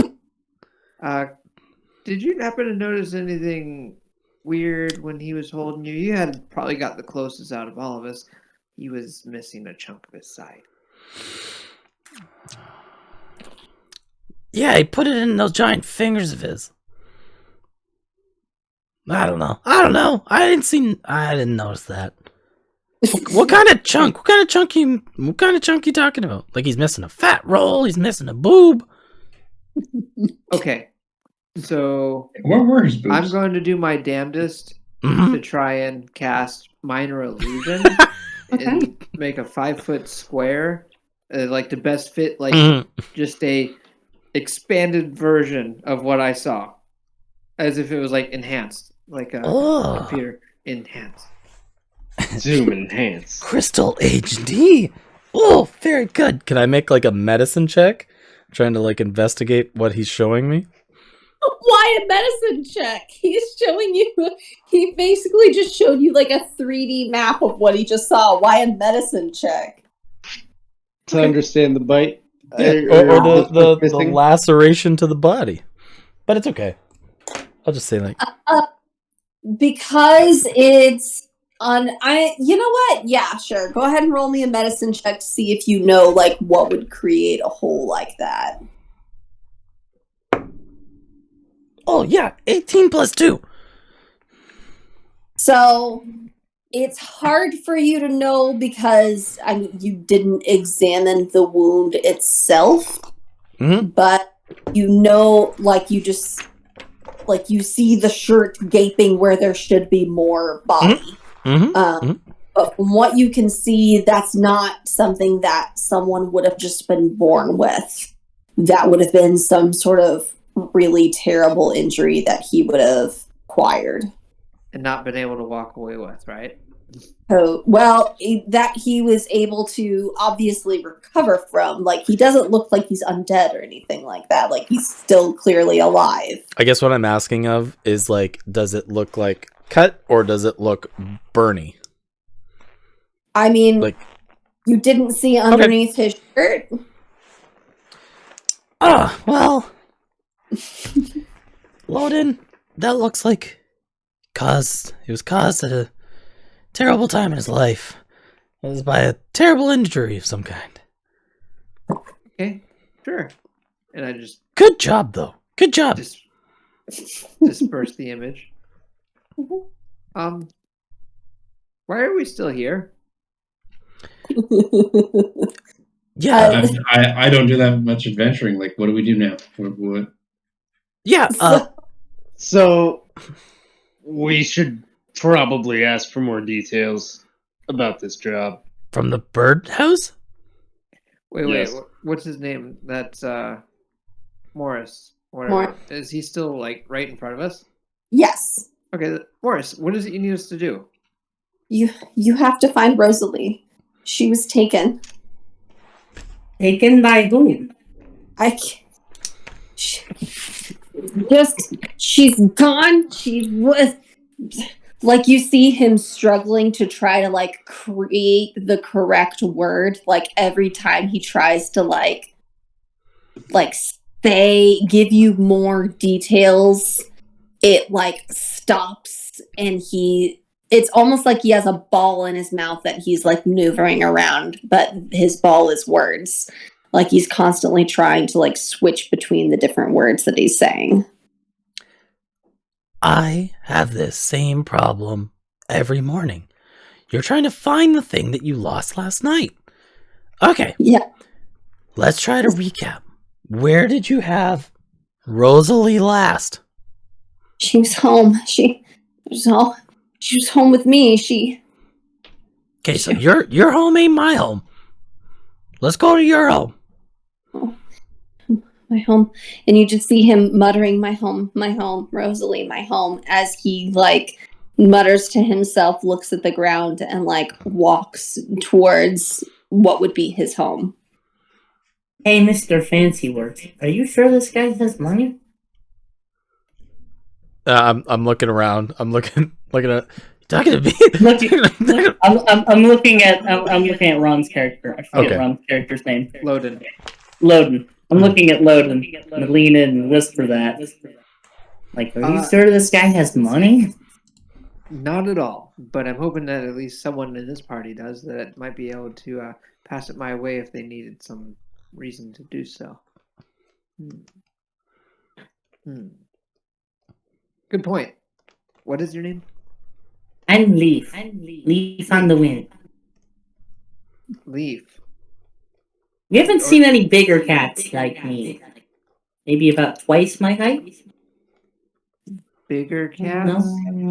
No, actually, not anytime recently. Maybe, and I might have no, not anytime recently. Can't think of that I have. Nope, not at all. I mean, like, you seem to be like a younger version of. Are you talking about like an older version of someone like you? Yeah. Yes. Oh, Her no. parents. Okay, that doesn't help at all. But okay. Thank you. So we're going to help this guy. Caleb, your mic is echoing something fierce. That's why. Because I had my voice changer on and didn't realize it. It'd be like that. I'd like to walk with Morris. Okay. To his beautiful estate. I'm going to be trailing along, planning with Loden. Okay. I am trying to come up with lyrics to a song that involves everyone here, and hopefully that someone will pay me for writing it. I'm Okay. definitely just following along. Okay. I guess I'm following too. Come on, Straw Hat, man. You got a name to you, bud? I told you it was like Garricus. Lagaricus. Okay, so there is a walking mushroom. Hi. You seem to be a sentient pile of fungus. Is that not No, incorrect? I'm one fungus Oh, you are one. Oh, who also sells more fungus. okay. So you're not all just. I see. So there's multiple parts. There's different funguses that you are carrying in addition to you also being a fungus. Yes. Isn't Interesting. that like cannibalism No. or Well, I don't care. slavery? No, they're not sentient. Like these ones are just kind of. And also, if things get eaten, that's kind of like the course of nature and stuff. He is not wrong at all. No. Things get eaten. I mean, I guess that is fair. Things get eaten a lot. Just the other day, I ate a bird. I can see that. Yeah. I can see it too. That was yesterday. Mhm. That was yesterday. Yeah, chicken's pretty good. I'll be honest. Chicken is delicious. Turkey's a little hard. Unfortunately, it was not a chicken. Oh, well, turkey's a little harder because they put up more of a fight. Chicken is definitely a good fertilizer. But I eat a lot of more of the leafy greens. I mean, I could eat like a whole head of lettuce in like one setting, to be honest. I can see it. There's nothing like standing in a pile of mulch.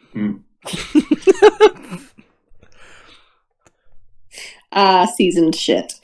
Yeah, Morris, is this bar ever going to be up for sale then? Who did it go for foreclosure? You guys got a bank? Morris is still just focused on the path ahead of him, just muttering, my home, safe and Rosalie, my home. Take. Hold on. Morris, hold on. Are we sure that Rosalie's a real person? Or is it... People give nicknames to stuff all the time. T2, what was in that? Because I think he was pretty conscious before he gave him whatever the hell it was. Yeah, I accidentally gave him... Well, I gave him one of your caps. That's not the one. Yeah. I gave him one of your good caps, and then I gave him some slosh. So... Yeah, he's gonna be inebriated for a while, but... Okay. It's okay. So... Yeah, your house. Rosalie, she payment. And he looks up at you. He stops and he looks up at you at Tanatress and he says, Rosalie used to be like you. She kept things. Like rocks and stones that you like. You can give me a little bit more here. Keep things to fill a house. Things is abroad. Does this guy look like he's sick or just mentally ill? He looks scraggled as hell. Like he got the crap kicked out of him by a gnome about like 15 minutes ago. This is okay. So let's do the same exercise. When was the last time you had a thing? Things. Let's go see the things at the house. Yeah, the things are probably at the house. House, the home. Oh, we're here. And you guys look up, and of all of the humble farmhouses that you've seen, this one is way worse. And like it looks like there are shutters sort of dangling from the window. The crops that looked like they would be growing next to the house have like they're not just withered. It looks like there are just like random holes dug up in areas. Like the lines are completely offset and crooked. Like it's not great. I'm willing to wager we don't get paid. Oh, great. Buddy. He looks directly at you and says, "Rosalie, she was like you. She kept things." Okay, that tells me not a whole lot. Loden. This poor man's Yes. not doing great. He walks a little faster towards his home, and he opens the door and leaves it open for you guys as he walks in. Yeah, I'm just gonna step in. Okay. I want to get out of the Let's see what's sun. going Yeah. on. I'm gonna pull back Loden. I'm gonna be like, "Do you know what a layaway is?" A layaway? Yeah. It's a type of loan. I mean, not exactly. Dude, we're gonna get a farm out of this job. Why do you say that we're gonna get a farm? I'm not gonna run a farm. No. Rabbit Hold that on. owns Hmm. You'll have partial stake in a farm. Look, Farm I could really be- I don't eat too much steak. That's not something that I'm big fond of. Hold on. Right. Shit. Yeah. You're gonna have partial ownership of a farm. Okay. Does that mean that I can do absolutely nothing and get coin from it? Yeah. I imagine all the soiled fields. I bet you that I think it's Logarius is looking at that, thinking he can plant that field for days. Absolutely nothing, but I get coin. I'm in. I try to give him a I high mean- five from down low. Wait, we're both short. Yep. So it looks like an ordinary high five. Both short. Yeah, this place has a basement. I'll certainly put some mushrooms down there. For those of you who walked into Morris's home, the interior Mhm. is in fact not better than the exterior. It is in fact a shit show. He sort of half turns to you, his head's kind of down, and says, "It's too hard when you can do nothing for the one that you love." I've been in home after being disruptive in town after she was taken, my Rosalie. Please, you have to get her, you have to save her. And he like walks around and finds like he rips a cabinet off of the hinges in the kitchen, and with like a fork, it looks like he's trying to like draw a map onto the cabinet door. Settle I'm gonna down. conjure a pencil. I'm just gonna conjure a pencil and be like, "No, here, use this. It's better." Still drawing the table though. Things. Actually, wait, no. Here, have a crayon. Oh, get the tickle me pink. That one always makes me laugh. Make sure it's non-toxic. They come toxic? I Oh only boy, know how like you wouldn't even imagine. Oh, I'm gonna need me some crayons that are toxic for some, you know. And what on earth could you possibly do with a toxic crayon? make crayon poison. Yeah, and then complete that thought. And do what with that then? Huh, Poison I people. never thought that far ahead. Melt it, then it becomes kind of like a tack. And got like a syrup. And okay, and this will be used for Right. Yeah. Map. okay. Yeah, exactly. You guys are all a bunch of sociopaths. What do you do anything? And you just put a hint of maple in it? So I'm gonna hand Morris a crayon. Blue, my favorite flavor. He is very, very focused on carving the map, and as you lean towards to offer him this crayon, you notice map that he's drawing is, I mean, it's fairly crude, but he doing his best.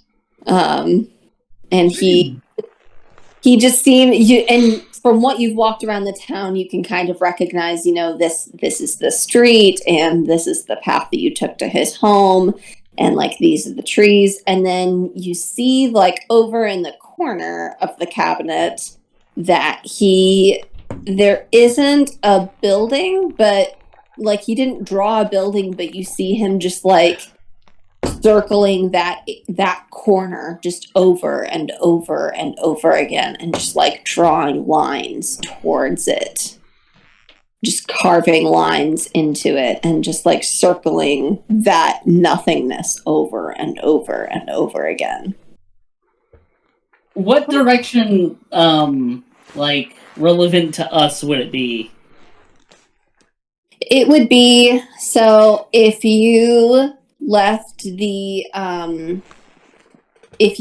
his home, and instead of heading back towards the village, like if you went straight on the edge of the village, and then you just kept going straight, the map is pretty crudely drawn, but that seems to be the general direction that you would need to go into. Gently, I'm gonna try and take away the cabinet door. You go to gently take this cabinet door, and as it starts to move, like he starts to move with it, but then stops, realizing that it's moving, and just sort of like holds the fork still in his hand over where the cabinet would have been. And his hand just kind of, the hand with the fork just kind of twitches. Let me borrow this for a minute, and I'm gonna study it for a good solid, 60 seconds. Okay. And while and then hand it back to him and conjure a replica. He's gonna keep doing it for, circling that area and, drawing lines towards it. And then I'm gonna walk over to Elias and say, Bucket, can you find this place on your map? Bucket, do you actually have a map? I just assumed I had a map. I mean, if you have a map from a previous adventure or whatever, go for it. I assumed you were lying. So my assumption being, since he was a knight, he'd probably have a pretty good idea of the general lay of the land, more or less. Yeah, so you would have a general idea of this is you would probably know generally where Waterdeep was, but for villages these small, you wouldn't know as much. Yeah. Wouldn't know the teeny tiny towns, you would know the larger sort of area of the provinces. Yeah. Okay. So would I sort of kind of have a general guesstimate as far as this particular, or would I need to make some sort of history maybe check? Yeah, go ahead and make me a history check based on your experience with math, your cartography skills, so to speak. Oh boy, I have a +0 to that, so 5. This was your idea. This was before I actually looked at my sheet and realized it was a 5. It was a solid 0. So you rolled a 5? I rolled a 5. Those were definitely directions. This appears to be, he seems to be communicating something with these shapes. He's telling us directions. But this is not a standard map that you're used to. It clearly has no scale or grid system to it. There's no way to know how far away this circled area is from. Is this a tree? I'm pretty sure it's a tree. I don't know. Maybe it's his lunch. Maybe he was drawing a giant sun in the corner. You can add glasses to the sun if you want to. Look, there's very clearly no defined place to put a smiling sun on a map. Listen, Morris, we're just gonna take a walk around your house and let these gentlemen figure this out. Show me these things and Lugarius, come I with am us. not a man. What? Lugarius, we're gonna go take a look at this basement. And Morris, come on, just show us these things and let these few figure this out. They're very good at this kind of stuff. Yeah. I'm gonna go get. Is this wood rotten? You would prefer it, wouldn't you? Caleb, what did you say you were gonna go get? I said they're gonna go get high. I don't use my own supply. They're Because gonna I can't get eat. blitzed, son. So is everybody inside of the house? No one is outside of the house at this point. Yeah. Yes, absolutely. Yeah, but I am like the closest to the door. I'll put it that way. Okay. I just want a tour of the house and the things. You're just looking for a reason to fucking bolt. Yep. My foot just won't stop tapping. And the longer we're there, I'm the faster gonna it gets. bring this map that he drew to you. I'm looking at it, it's like, okay, so, I mean, are we, is this what we're doing? Are we supposed to make it to this circle? Because clearly this guy is mad, and he can't speak straight, but maybe this Rosalia, might be there? Hopefully at the circle, and, but I don't know where that's at. All we can do is check. Hopefully, give him some sort of answer. I don't Sure. know. That sounds like a winner. I mean, I'm probably already not getting paid for this trip anyway, so yeah, let's just get this over with. And What do you get, Caleb? The payment is your own good deeds. you know, good deeds don't put the food on the plate. Yay. Also true. I mean, maybe if we're lucky, he's got some sort of like money in a safe somewhere Yeah, like in a basement. or a deed. Well, I mean, I don't want to rob the guy. It's not rob, it's No. fair trade. So, Morris, what are you looking at in the house? You got any loans against it? Anybody come by, try to make a deal with you? Morris looks at you, Tanatress, and he says, Rosalie, she was like, she had things. Hey, you, Yeah, I can. I heard the things. I don't see the things, though. This is the thing. This is the He's other like- thing that I'm getting at. There's no things. He starts. You can see him starting to get just as frustrated as you are getting. And so he starts Let's look at this map. he starts describing Rosalie, and she's blue eyes, hair, blonde and brown hair, ears, and he like makes a motion with his hands like around his ears to show that like she has pointy ears, and Oh. shows his hand like where about how tall she would be, and what the hell is that? I'm so sorry, my microwave went off. It made my heart jump a little bit. Sorry. Well, he's got fire alarms in here. Those work. Get the shit We're out of looking for a blonde elf. Okay. He's describing people, yes. me. And Leaf, you're showing the map to. You're showing it to Loden and over to Loden. yeah, Loden and Elias to see if either of them can figure out like what direction this is in. Okay. And you guys are standing in the doorway or outside of the house, or I'm looking around the house. We're still in the house, I'd assume. I well, guess it's load and we're Is there a probably closer basement to the here? door. Like a cellar. Yeah, Morris, there be a cellar. There's be some kind of, like a lower level where you keep your things. so Kind of like your own Loden's- storage unit. Loden, since you were in the doorway, just sort of tapping your foot, like annoyed, annoyed at this bullshit. You can hear the sound of a bird in the tree behind you. Kind of sounds like a crow. Is it because my ears are big? Is that why I can hear it? That's Because right. it's closest to the door and the tree is only a few feet from you. Oh, okay. I'm like, I just anything that's like my attention span is that of a goldfish right now. So if I hear a crow, my eyes dart to it just to see if I can find it. Sure. So you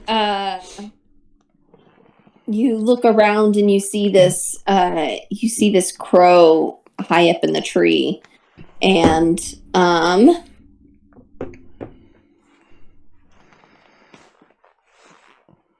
you see this crow high up in the tree, and its eyes they don't look like normal crow's eyes, which would be like a dark brown or a black. They look kind of golden, like yellow eyes, and you see it sort of flutter up higher into the tree, and you can't quite see it through all the leaves of the tree, but what you can see is it almost looks like its wings and bones shift, and the feathers sort of fade into almost like a leathery wing. And as you see this sort of weird mutation, it immediately disappears from your vision. Is like everything around here just disgusting? Did anyone see that? Well, I thought it was a crow, but it didn't look like a crow. Or look like. What? Yeah, it looked like I don't know, a crow, but like kind of had like leather. I don't know. Its skin was weird, kind of like a shaved cat. Yeah, Or a naked bird. Like, what? Okay. it's kind of weird. That Don't know what's sounds. important. And so this town is getting more and more grosser and weirder. And let's just do this over this. Yeah, let's go find Rosalia, save the day, earn some coin, and move on with our lives. So you're not looking for the bird anymore, you're just ready to leave. Oh, I thought you gave me the idea that it was like not able to be found anymore, like it just disappeared in the leaves. Is there a basement or not? So there is not a basement. Yeah, let's leave. But how good are the things? Are the things around the house any good? Yeah, if there's any rotten wood, I'll just be like, I can grow stuff on that. So the thing that what used to be a crow, the way that it disappeared didn't so much look like it looked like it ran away. Well, it transformed into this weird leathery thing, and then you see the branches up in the tree shift again, and you see a rat with the same golden eyes emerge from the tree, and it starts running higher up on the tree and jumping onto Morris's roof and heading towards the chimney. And you can see it standing on top of the chimney, and it turns invisible. Oh boy, that was weird. So that crow turned into a rat, then it turned invisible.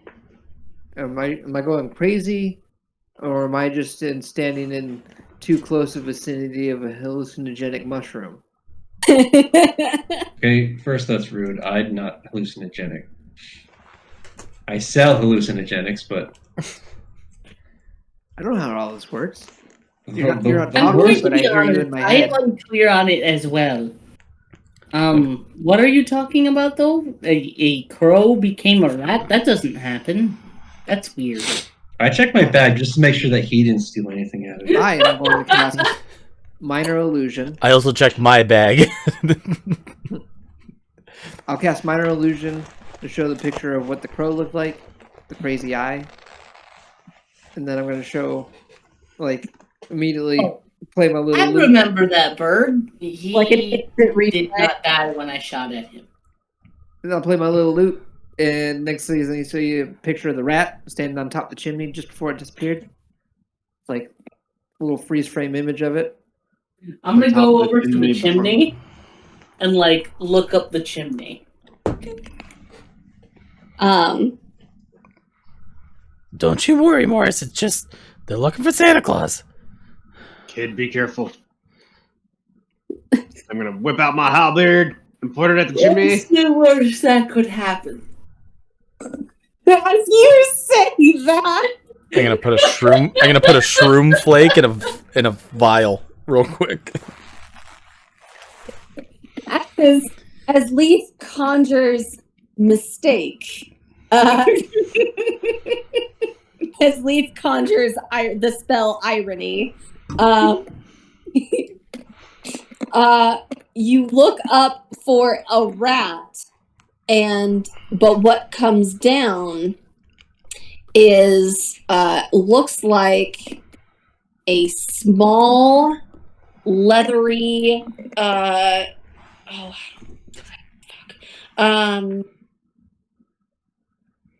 like a small leathery creature with wings and a long tail, and it like flops down onto your face. Roll initiative. Oh Oh boy. no, it's an infector. Everyone roll initiative. Yep. Let's go. Eek. +1 to this. I got an 8. Let's go. Oh my god, I got a 3. I got a dirty 20. Let's not go. 15.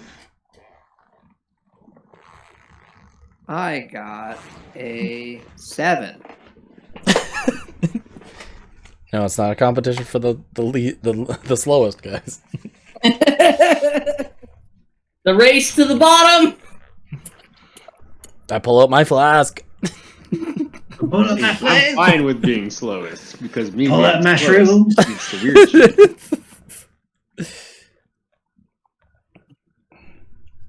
So I got all excited. I forgot to write these down. So give me 1 second.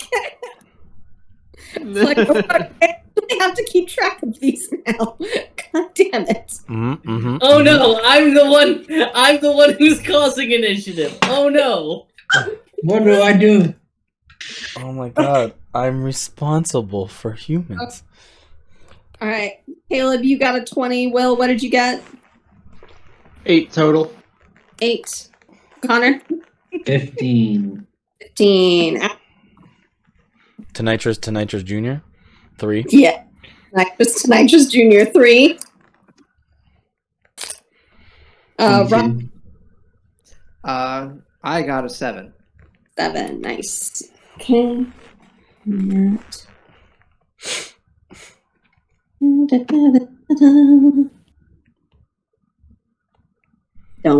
Don't do that. That's not for you.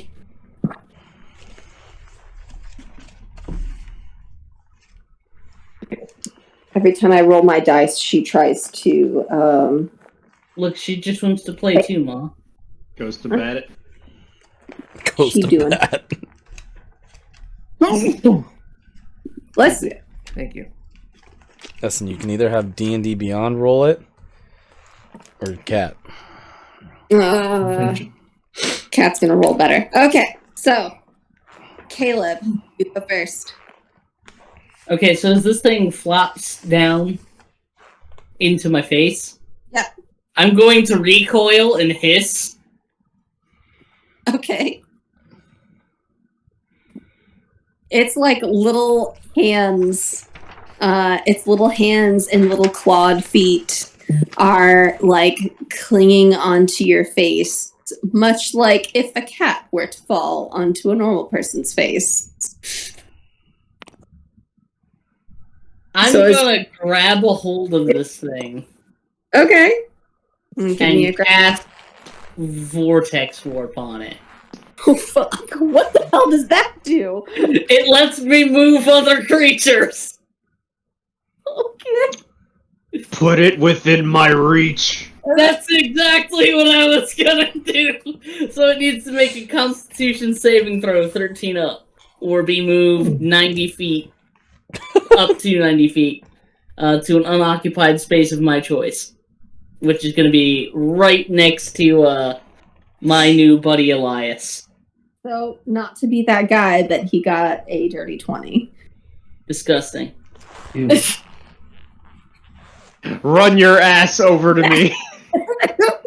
So I try to no clip this thing off of me, and it just it sticks hard to my face, and like I'm no clipping my face in this thing, and I'm like ow ow ow ow.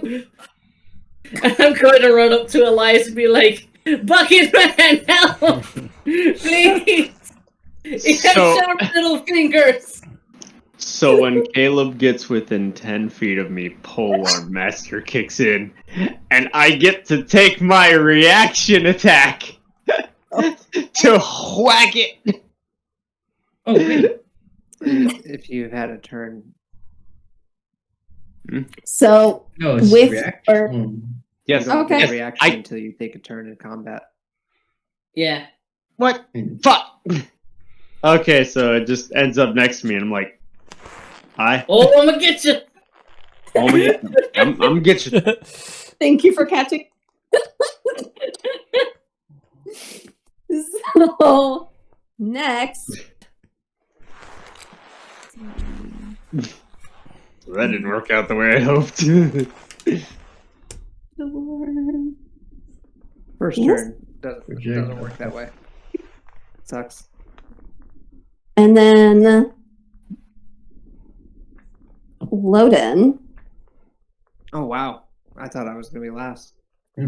You definitely, well, you're almost last. You got a 7, Alex got a 3. But Loden, you feel, let me see, actually. Does a, stop biting me, you monster. The 15 hit. Does a 15 hit me? Yes. Oh buddy, yeah. Okay. Ouch. Hold on, not yet. Don't get ahead of me now. Okay, so that's 3. Okay, so I need you Constitution saving throw for me, please. Okay. That's not cool. That'll be a 16. Okay. Okay, so as you are witnessing this absolute mania occurring after seeing the series of events that preceded it, all of a sudden on the back of your neck, you feel this this like weird sting, like almost like a pinprick, but like a pinprick that pinched the shit out of you for 7 damage. Ow. 7 points of damage? Correct. Barely even paying attention to this fight and to the thing that's going on. And I just get stabbed in the neck. It's like, what the heck? Why am I involved? Oh, I'm not even on that side of the room. And- What Mars- just stabbed me? Mars- Like, can I see what it was? Like, do I? no, you cannot. Is it invisible? I'm assuming. Dang. Oh no.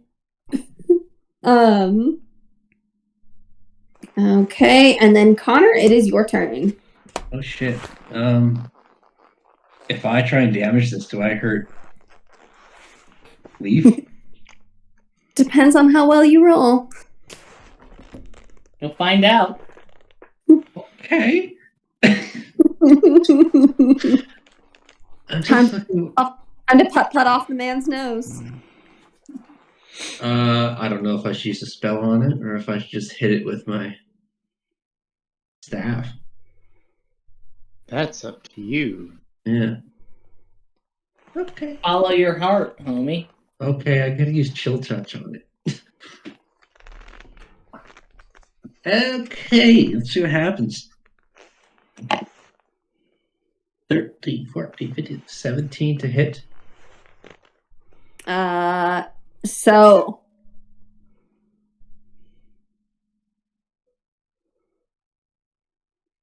that hits. And you know what? That is high enough that I'm going to say that you are competent enough to whack this thing off of Tiny Leaf's face without hurting Leaf. Okay. With a 17 roll, you knock it off, and you can describe to me how you knock it off of her face. Okay. So like Jesus. And then I spin around and I use chill touch, so I pretty much kind of like I don't know. A skeletal hand appears and grips whatever is on it and plucks it off because that's Is what that chill touch does. like a ghostly skeletal hand? But it's made out of spores instead. Instead of Yeah. getting big little snowflakes, they're like little cold funguses. Yeah. Little cold fungi. Yeah. All right, excellent. Oh, Damage. yeah. Damage. There's a 3. 3 necrotic damage. 3? Yeah. It's a D8. And it roll bad. Perfect. Anything else you'd like to do on your turn? I'll bonus action hit it with my staff. Okay, excellent. Roll me to hit. Right. What a staff! Oh, was that a 6 or Tristies. 9? It's 11. 11 does not hit. Darn. So you expertly pluck the creature off of Leaf's face and dislodge the claws from her little furry cheeks and fling it out. But as you go to switch between spells and stick combat, it flies out of your range and you miss, unfortunately. What the hell? Missed. Swing and a miss. And that takes it to... Okay, Connor, that was your turn. Will, it is your turn. Alrighty. So I'm a whack. Gonna whack with my halberd. Okay. Okay. Be a +5 to hit, and that'll be 13 + 5, 18. 18 definitely hits. Alright. D10 +3 slashing damage, which is 5 + 3, 8. Then, because motherfucking Polar Master, bonus action, swing. Okay. And this will be +5 to hit. Will a 9 total hit? Unfortunately, it will not. Okay. Well, I tried. Anything else you'd like to do? I'm gonna take a whole ass 5 feet away from it. 5 feet away from it will take you towards Tanatrus, who is in the doorway. Cool. Perfect. Okay. And then next, Ron. So, Ron, I misspoke before. You did not see it, not because it was invisible, but because it was on the back of your shirt, like in between your shoulder blades. Oh. So you can't like look around to see it because it's behind. Because it's right here. Yeah. That is gross. Don't know what it is. But can I tell it's on my back, or do I not know? What are you wearing? I'm wearing leather armor. You probably cannot feel it clinging, no. I'm just like, what the hell just stuck me in the neck? What's going on? And I'm just like doing circles, and if I don't see anything, like I'm gonna cast minor illusion Okay. in the form of a crate. And then I'm gonna hide in the crate. Aw. Okay. Anything else you'd like to do? No. No, that'd be it. Yeah, that's fine. Uh-oh. So, you are in this crate, unknowingly with this thing attached to your back. So you're stuck in a crate with this thing, Totally hidden, I swear. and nobody else can help you. I mean, it's an illusion, so it's not real. And everyone that just saw the illusion, it's apparent. Oh, okay. Gotcha. Like anyone, my teammates can probably see that I conjured it if they were just paying attention. Okay. Funny man, it's on your back. But I literally tried to hit it. Oh, you said it was on my back? Yes, it's on your back. Oh, if I would have heard that, Elias, I wouldn't do that. Elias, aren't you focused on the thing that was on Leap's face? Yes. Ah, excellent. Okay. If it's on my back, then I am freaking out. And You don't necessarily know it's on your back though, because you're wearing leather armor. but if he shouts that it's on my back, I am going to jump like within to like as close to combat to him as I can get. Oh, so he's getting within my 10-foot range? You already took feet back, right, to get closer to him, or was that Connor? Towards Tonitrus, I took the few steps back, yes. Yep. So yeah, you are definitely within 10 feet of him. So yeah, I'm gonna jump within 10 feet of what you call it tonight. Elias. Elias, yes. Elias, yeah. I'm gonna rush Polar towards him. Master. I'm like, get it off my back! Get it off my back! I am not made for this.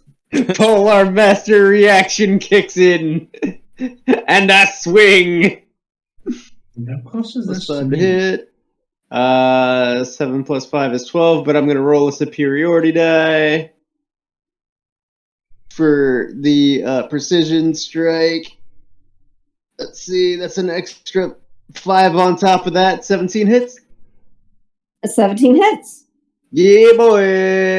1d10 plus 3 slashing. Oh, god damn it. Wait, no. This is good. So it's a 1 plus 3, 4, but 2 weapon fight. No, wait. Not 2 weapon. Where is it? Great weapon. Don't tell me I accidentally. Yeah, it's great weapon. Great weapon fighting. Lets me reroll the 1. So Okay. 1d10 again.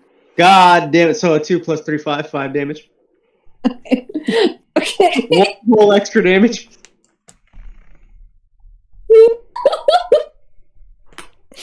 Okay. So you swing and let me see. You said it was what, a 17 to hit? Yes. Okay, so again, because of such an excellent roll, you like whack downwards on this thing to get it off of his back without hurting your new friend. And it takes the damage, and it looks really irritated with you and sort of like flies up and back, and you can see that this thing looks exactly like the thing that clung to Leaf's face. So there are two of them in the room that you can see. Oh, these things are disgusting. Like, Now, you said it flew back. About how much further back away from me is it getting? Like it's up in the corner, like up where a cobweb would be in the house. Ah, nice. Nice. You whacked it and it's pissed.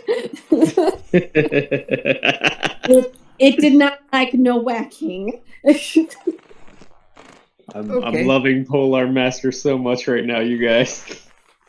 I am going to turn around and like, hey, big guy, appreciate the help. I mean, good God. You're like a boon to us all, and give you bardic inspiration. Aw. Yay! Huzzah. Glad to be of service. One of these. And then I'm going to make sure I'm within 5 feet of Elias and end my turn. Actually, take the dodge action and end my turn. All right. And then next is its turn.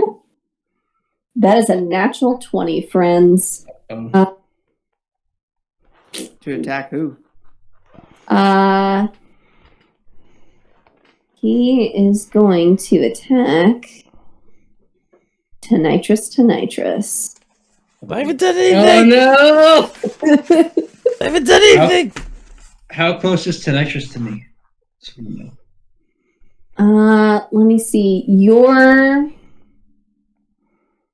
a couple feet from the doorway because you got closer to Elias, correct? Well, I had to knock the thing off Leaf, so I guess I'm beside her right now. Okay. So Okay, so you knocked the thing off of Leaf. So you're probably only like, we'll say 10, 15 feet. Yeah, 15 feet away from Tonitrus. okay, can't do anything. My bad. Gotta be closer. Just to be trying to shake down this man. Morris, you got some fucked up bets. So I'm gonna assume Dang. he hits you, Chris. Would I be correct? Oh yeah. Okay. Actually, it would technically be a 25. So Jesus. it's going to dive bomb you. Didn't see it coming. And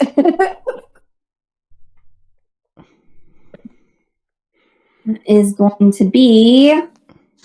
Oh, I also need you to roll me on saving throw, please. I'm sorry, a Constitution? Yes, sir. Okay, I have a +4 to this. And Okay. that was a 10 + 4, 14. Ooh, nice. That saves. Ooh. So you are only going to take 6 points of piercing damage. And 34 points of poison damage. All right, I'm down. Oh, you know what, Caleb? Actually, you're right. I forgot about that. So that is. Oh god, no! But I passed the save. Thanks, But I passed the save. I'm joking! It's the same for you too, Ron. So let me roll yours as well. So that is going to be. So that's 6 points of poison damage for you tonight, Chris. 6 more. Okay. Six of poison damage. So I took a total of 12. Huh? So I took a total of 12. Correct. Okay. And then Loden, you are going to take 4 points of poison damage. Okay.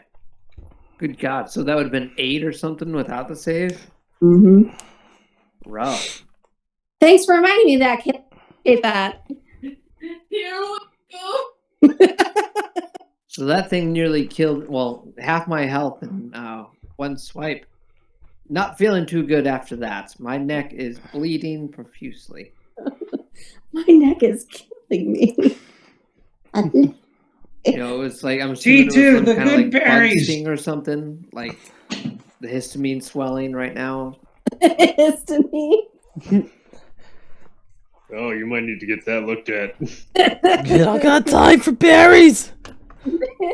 Elias, if you're looking at the back of it and Loden's neck, you can see it starting to like puff up a little bit, and there's like little like green and black like webbing, like spidery veins sort of like popping around it. Oh, that's just disgusting. Oh, We can fix that. We can fix that, but fuck. Went from the Underdark, and that's just fucking gross. My neck hurts a little bad there, guys. I think I'm kind of tired. I probably need to go to bed. Nope. We got this. It's gonna be Go okay. It's gonna be okay. And then once it does to nitrous, it's going to swoop around and then fly back up to its spot in the corner. Then it's gonna get swung on. Huh?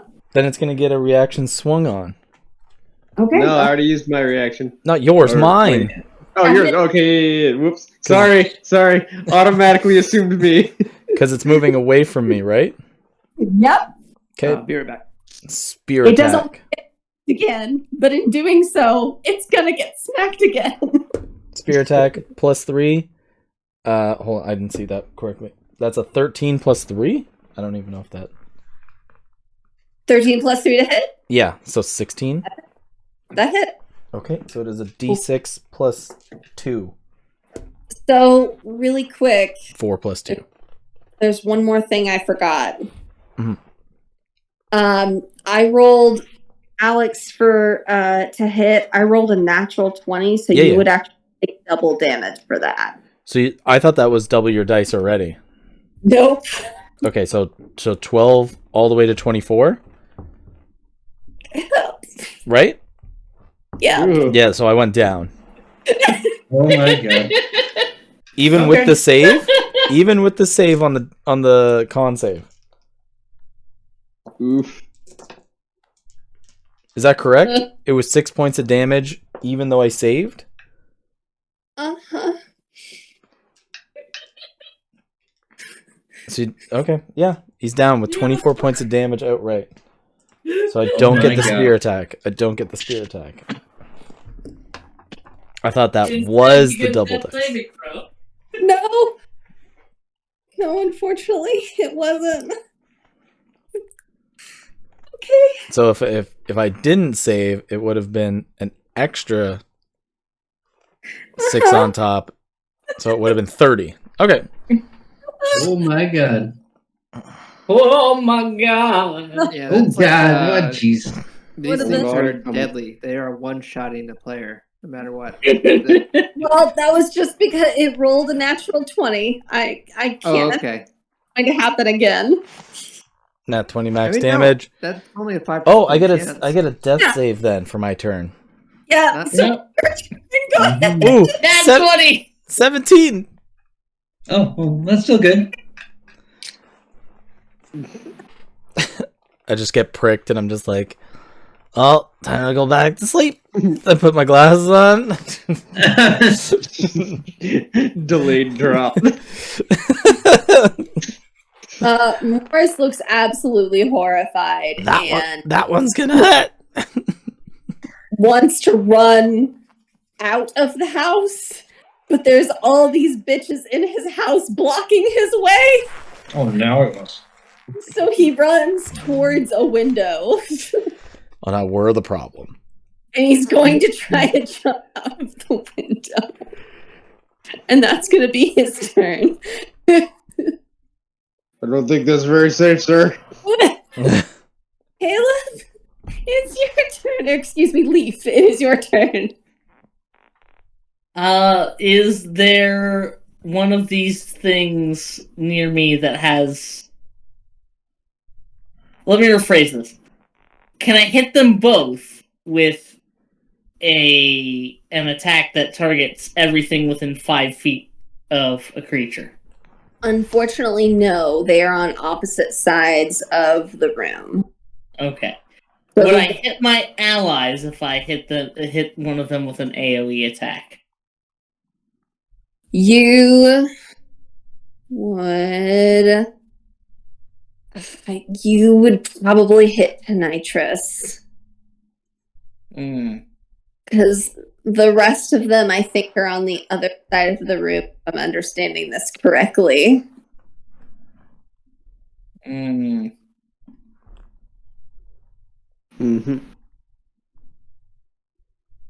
Does Tonitrous's lifeless body count as an object? Oh my. I would say... and because can I catapult it? I would say it's not counted as an object because it's not lifeless. It's just unconscious. Good Yeah. point. Yeah. Good point. It's still a creature until it's dead. Once he dies, then yes, you got a valid Okay, object fair. to throw there. Dibs on the body. You gotta wait like a couple more. Yeah, just a I'm couple gonna more turns. conjure my crossbow and shoot it. That being said, Tonitrous Jr. has established that he does have some good berries. So if you wanted to like pickpocket him to give him a good berry, you could certainly do that. But that would count as your action. Well, actually, Yeah, feeding somebody a good berry is an action. Oh, Yeah. shit. Yeah. Minor conjuration is my action anyway. okay. Just attack it, and I can get him up next round. Okay. I mean, next turn if you want. Yeah, because he just saved one, so at least he has one good one on his belt. I am going to cast Ice Knife at the one that's attacking Tonitrous. Okay. It flew up into the corner of the room. What's the range on Ice Knife? That is 60 feet. Oh yeah, can definitely reach that. His house is not that big, or not that tall. Okay. Does it need to roll to hit? Yeah, it's a nat 20. Goddamn, son. Okay, great. Give me some damage. Get it back. So it's 2d10 Okay. for a total of 18. And then it explodes and takes 2d6 cold damage, Okay. which the app does not roll for me for whatever reason. For an additional 6, so it takes 24 points of damage. How do you want to do? 18 piercing, 12 cold. I shoot this thing in the mouth with an ice knife. Like, I conjure it, throw it, and it explodes. And there's just, like, the top half of its body's gone. More screams. Nice. Don't you go anywhere! You're safer here. His head is like out the window and he's trying so hard to like lift himself up, but he just can't quite like get that high. Little Leaf is just gonna run up to him and drag him away from the window. His fingers are like trying to like click onto the windowsill, and like a chunk of the windowsill like comes with him as you like yank him away from the window. And I'm like, no, you stay here.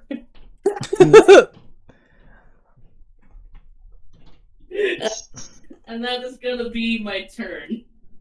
Alright. Connor, you are up, sir. Okay. Let's see how it is. Come on, man. Okay. So the other one's in like the rafters or whatever, right?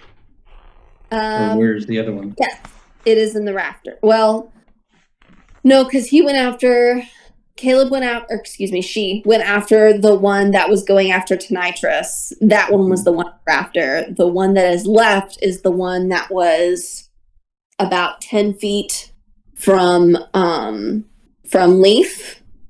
Mhm. It is not in the rafters. Like, it's probably about 5 foot above, 5 foot up, 10 feet away, if that makes sense. What to do?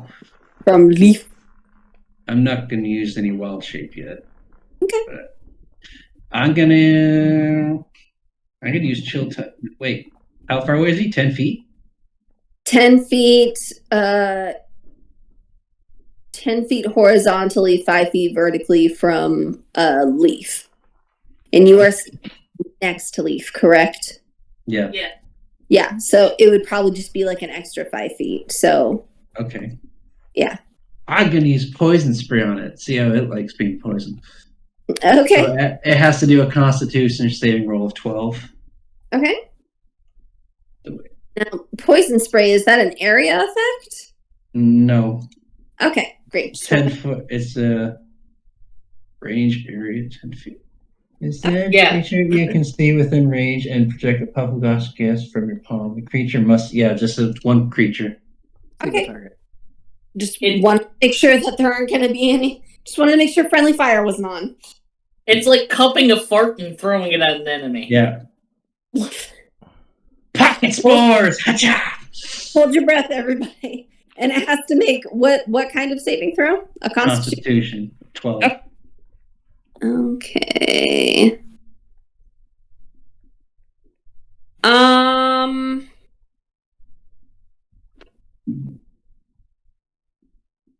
It is immune to poison damage. Motherfucker. Well, now we've learned. I'm still dying here. Is there anything else that you would like to do? Yeah, I'll use bonus action healing word on T2. At second level, I guess. Second. Yeah. 2d4 plus 2. Alright, roll it. Okay. That's good. 5 plus 2, 7. What's the Nice. healing? What's the word?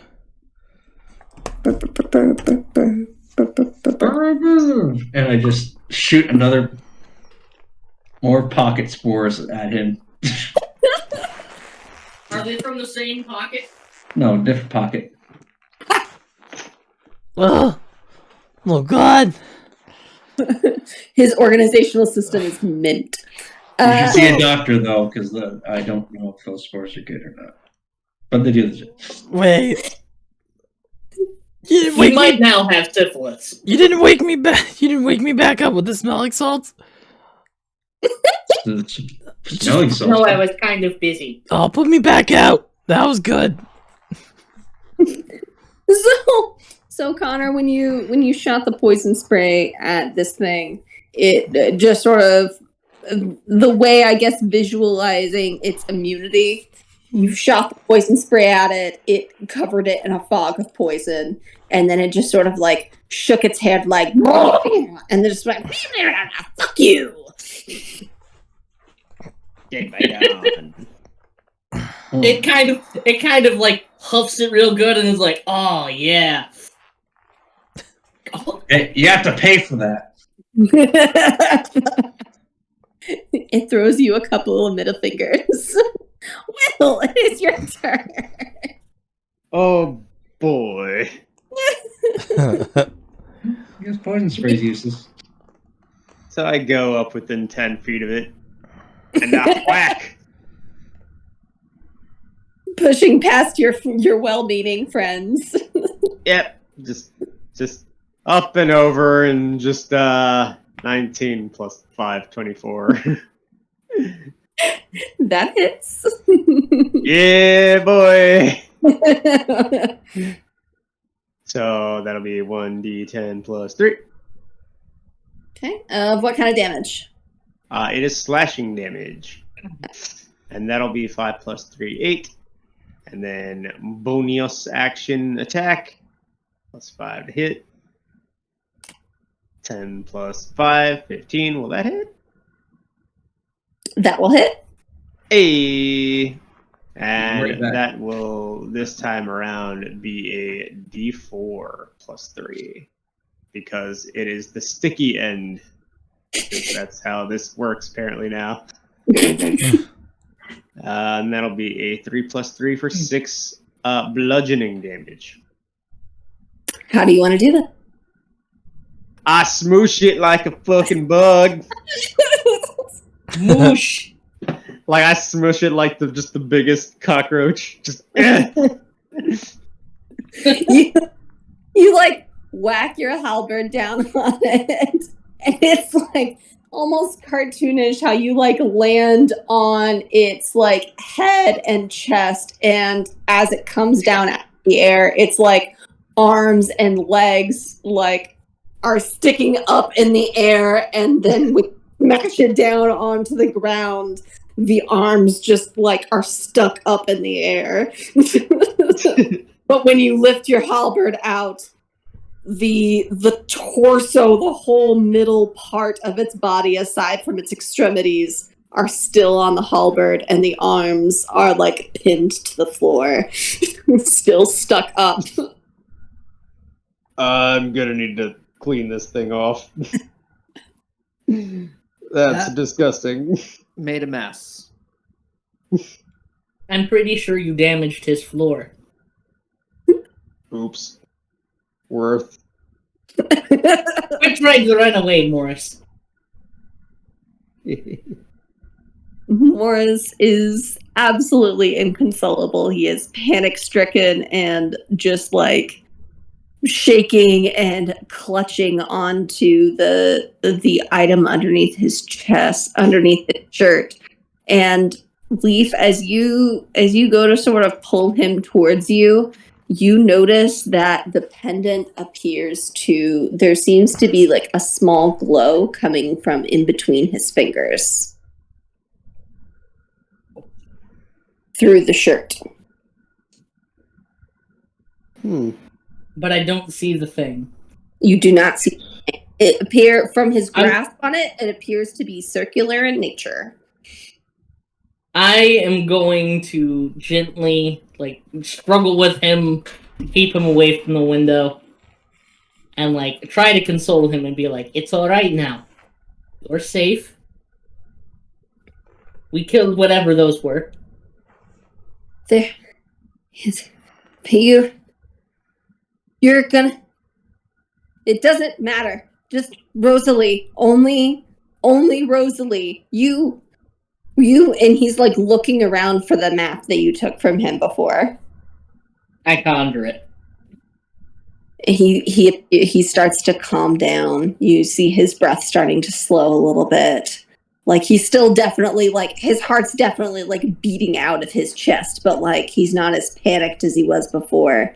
Is he extremely guarded of like the pendant? Like is he trying to like, because I know we're trying to look at it, but is he like preventing people from even examining it too much? 100%, yeah. And Okay, it's then this is what I'm gonna do. I'm just like, okay, guys. Clearly, he's having a manic episode. Please give him space. Give him space. And I'm gonna make sure everyone's nice and away from him. okay. And then I'm gonna cast sleep on him. Oh shit. Okay. Is there a saving throw or anything for it? Hold on. Nope. Does he have less than?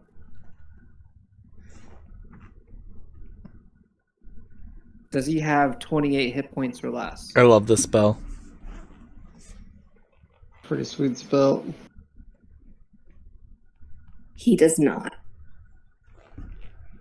He has more than 28 hit points? He does. Jesus. Dang it. Then the spell does nothing. That's exactly what happens.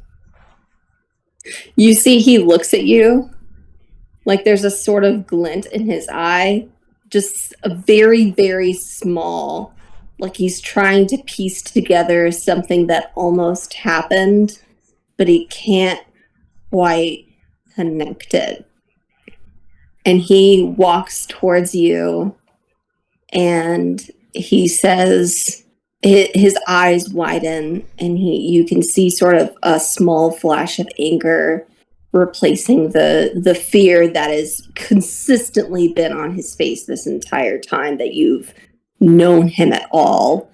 And in such a clear voice, he looks at you and he says, if Rosalie isn't saved by sunset, I will take care of it. I don't know what you mean. As you see the pendant underneath his shirt, like you see almost small, like a little bit of smoke start to like creep up past his collar. Is your chest hair on fire? Shit, does he have spores too? He walks towards his room and just slams the door, and you just hear a lot of ruckus. Ruckus. He's playing with his things. He promised things. Just crashing about. We should probably do what he says. He's That got was his kinda valuables. Oh, weird. And I I want to think check out one of these things. that's where we're going to end for tonight. Okay. freaky. Nice. Oh. That was fun. That was fun. I think you did great. I enjoyed it. Not bad for round one. Not Hey, Not bad for round one. were any of these characters Haley's favorite that we were supposed to? Not yet, no. Oh, okay. That comes next. Next. Well, boy. depending So- on what you make, will depend on if you meet him or not. So, question for you, Kelly. Have you gotten annoyed yet by me saying I conjure X? Only if it foils with my plans, which so far I've been able to like bounce back.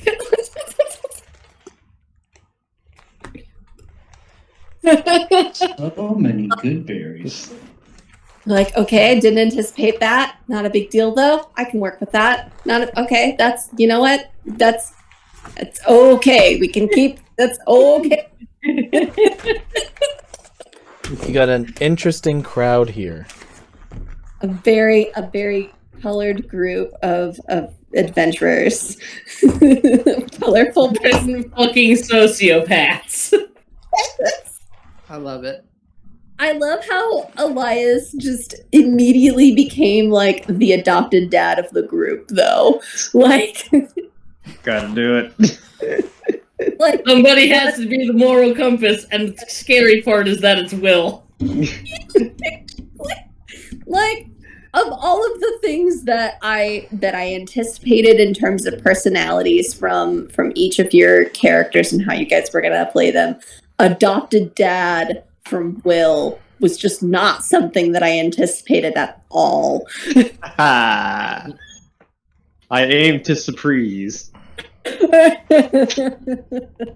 Let's be honest, Will. You did not anticipate it either. Not entirely. Like, I knew how I was gonna play my character, and then you just also happened to throw yourself in there and was like, oh, okay, now I have to do this too. Oh boy.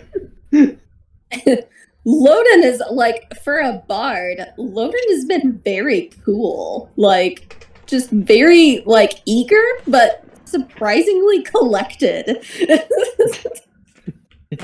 Yeah, that's because I can't remove me as a player from the character. No, I think it's great. On the other hand, I can. Fucking chaotic creature that you are. But I knew that you were playing a being of absolute shit kicker chaos from when we played in Blood in the Water. Like, What do you mean? That's Umari just how Sm- you do. Umari Smalls was super collective. Sure. Keep telling yourself Yeah. that. Okay. I mean, in a way, but no, not really. Certain collective. Just at every opportunity, Umari was not very chill. Umari had the smallest amount of chill, but it was contained in an equally small bottle, and so it seemed like a lot of chill because it filled the bottle. Well, the bottle spilled onto nitrous. Okay, there's no lid. You left it. Nitrous is just trying to find the bottom of the bottle and succeeding multiple times. Okay, I like that.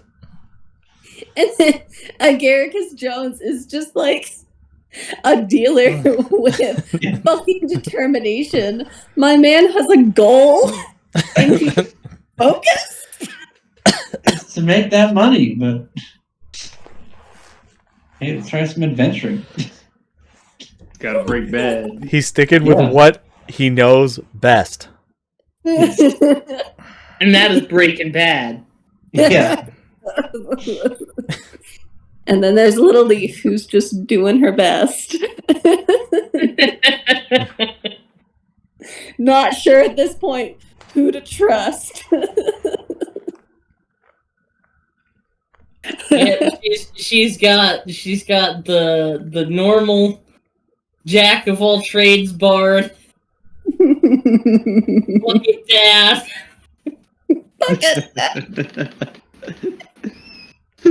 And then a drug dealer and a fucking junkie.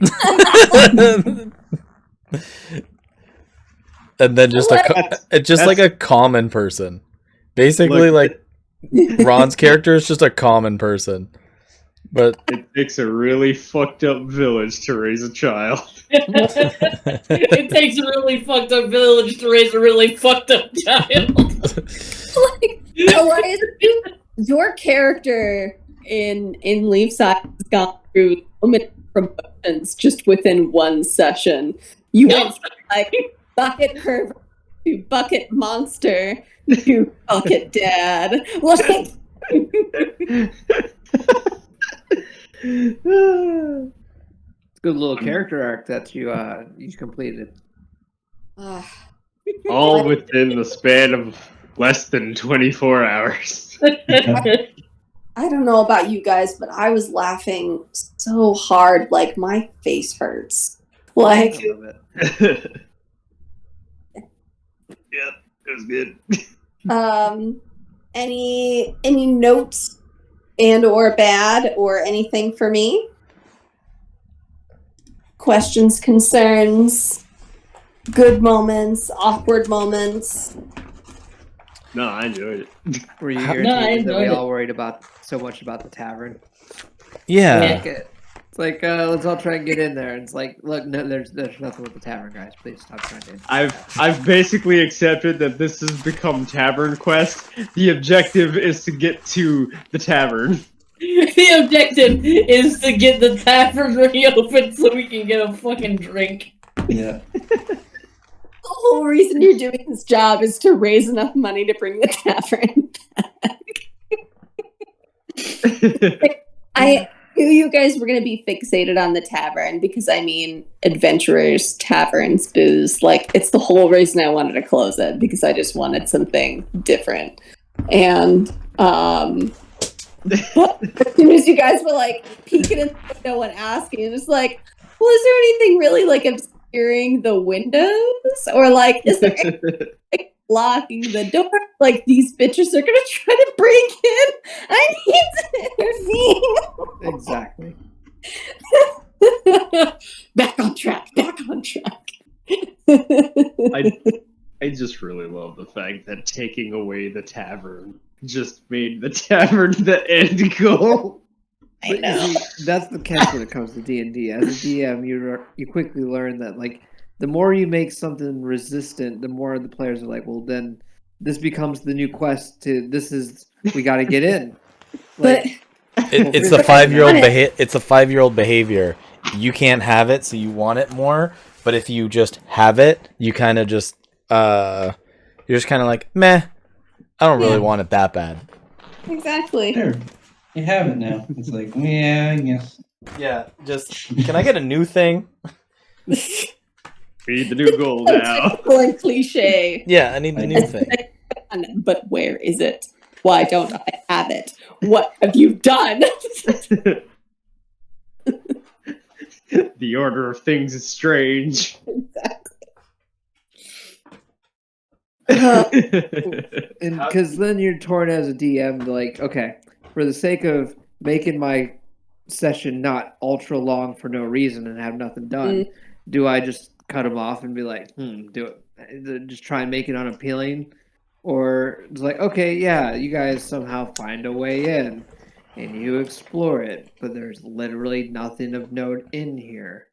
The problem is that if I knew that if I said that, like you got to be looking for alcohol, and even if you didn't find any, knowing fucking Tonitrus Jr. and Agaricus Jones, We'd start you making guys it. Open your own tavern. Yep, we'd start making it. Tavern And quest. I'm a sim venture business line. Like That's the name of the session now. It's Tavern Quest. Tavern quest. Got it. Hold on. Let me write that down.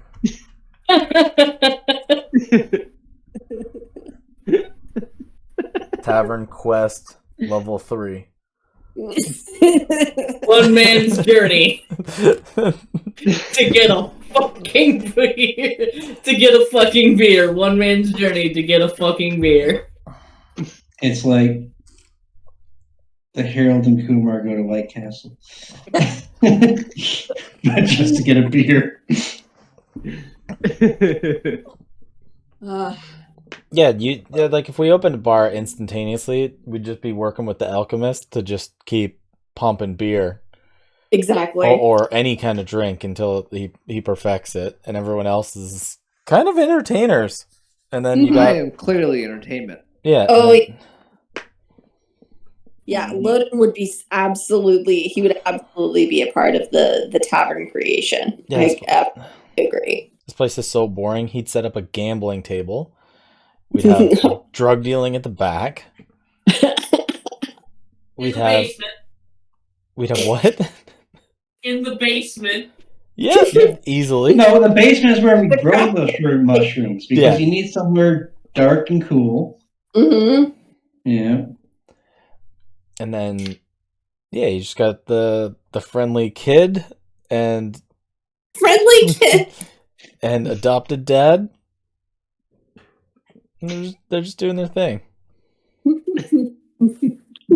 Yeah, you got a business right there. Look, if you don't want to go through alcohol costs, Then we're gonna make it. We're gonna. no. If you don't want to go through costs on alcohol, you just have Leaf be the bartender.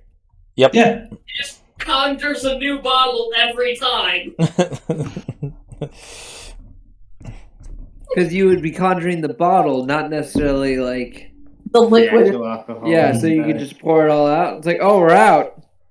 It's like okay, but then everyone would have to finish their drinks, wouldn't they, before you conjure a new bottle? Mm-hmm. It's like, aren't you a minor? Yeah, I just can't serve to minors. It's like, no, I haven't been spent any time in any caves. Well, if you really think about it, I could be doing it on a single drink basis, so it's like I pass it off to them. But then, after they've drunk it, are they still drunk when I conjure the new one? Is the alcohol still in their system? Yeah, it's a That's weird the mechanic. question. Interesting. That's when it gets weird. Because the alcohol would no longer be in their system, no longer affecting their brain. But would those sensors already have been blacked out by the molecule binding with it? So I don't know. Trying to do science and math and neuroscience at the same time, it's like no, not a good idea. Would the act of drinking it cause it to be destroyed? No, because so it has to deal damage.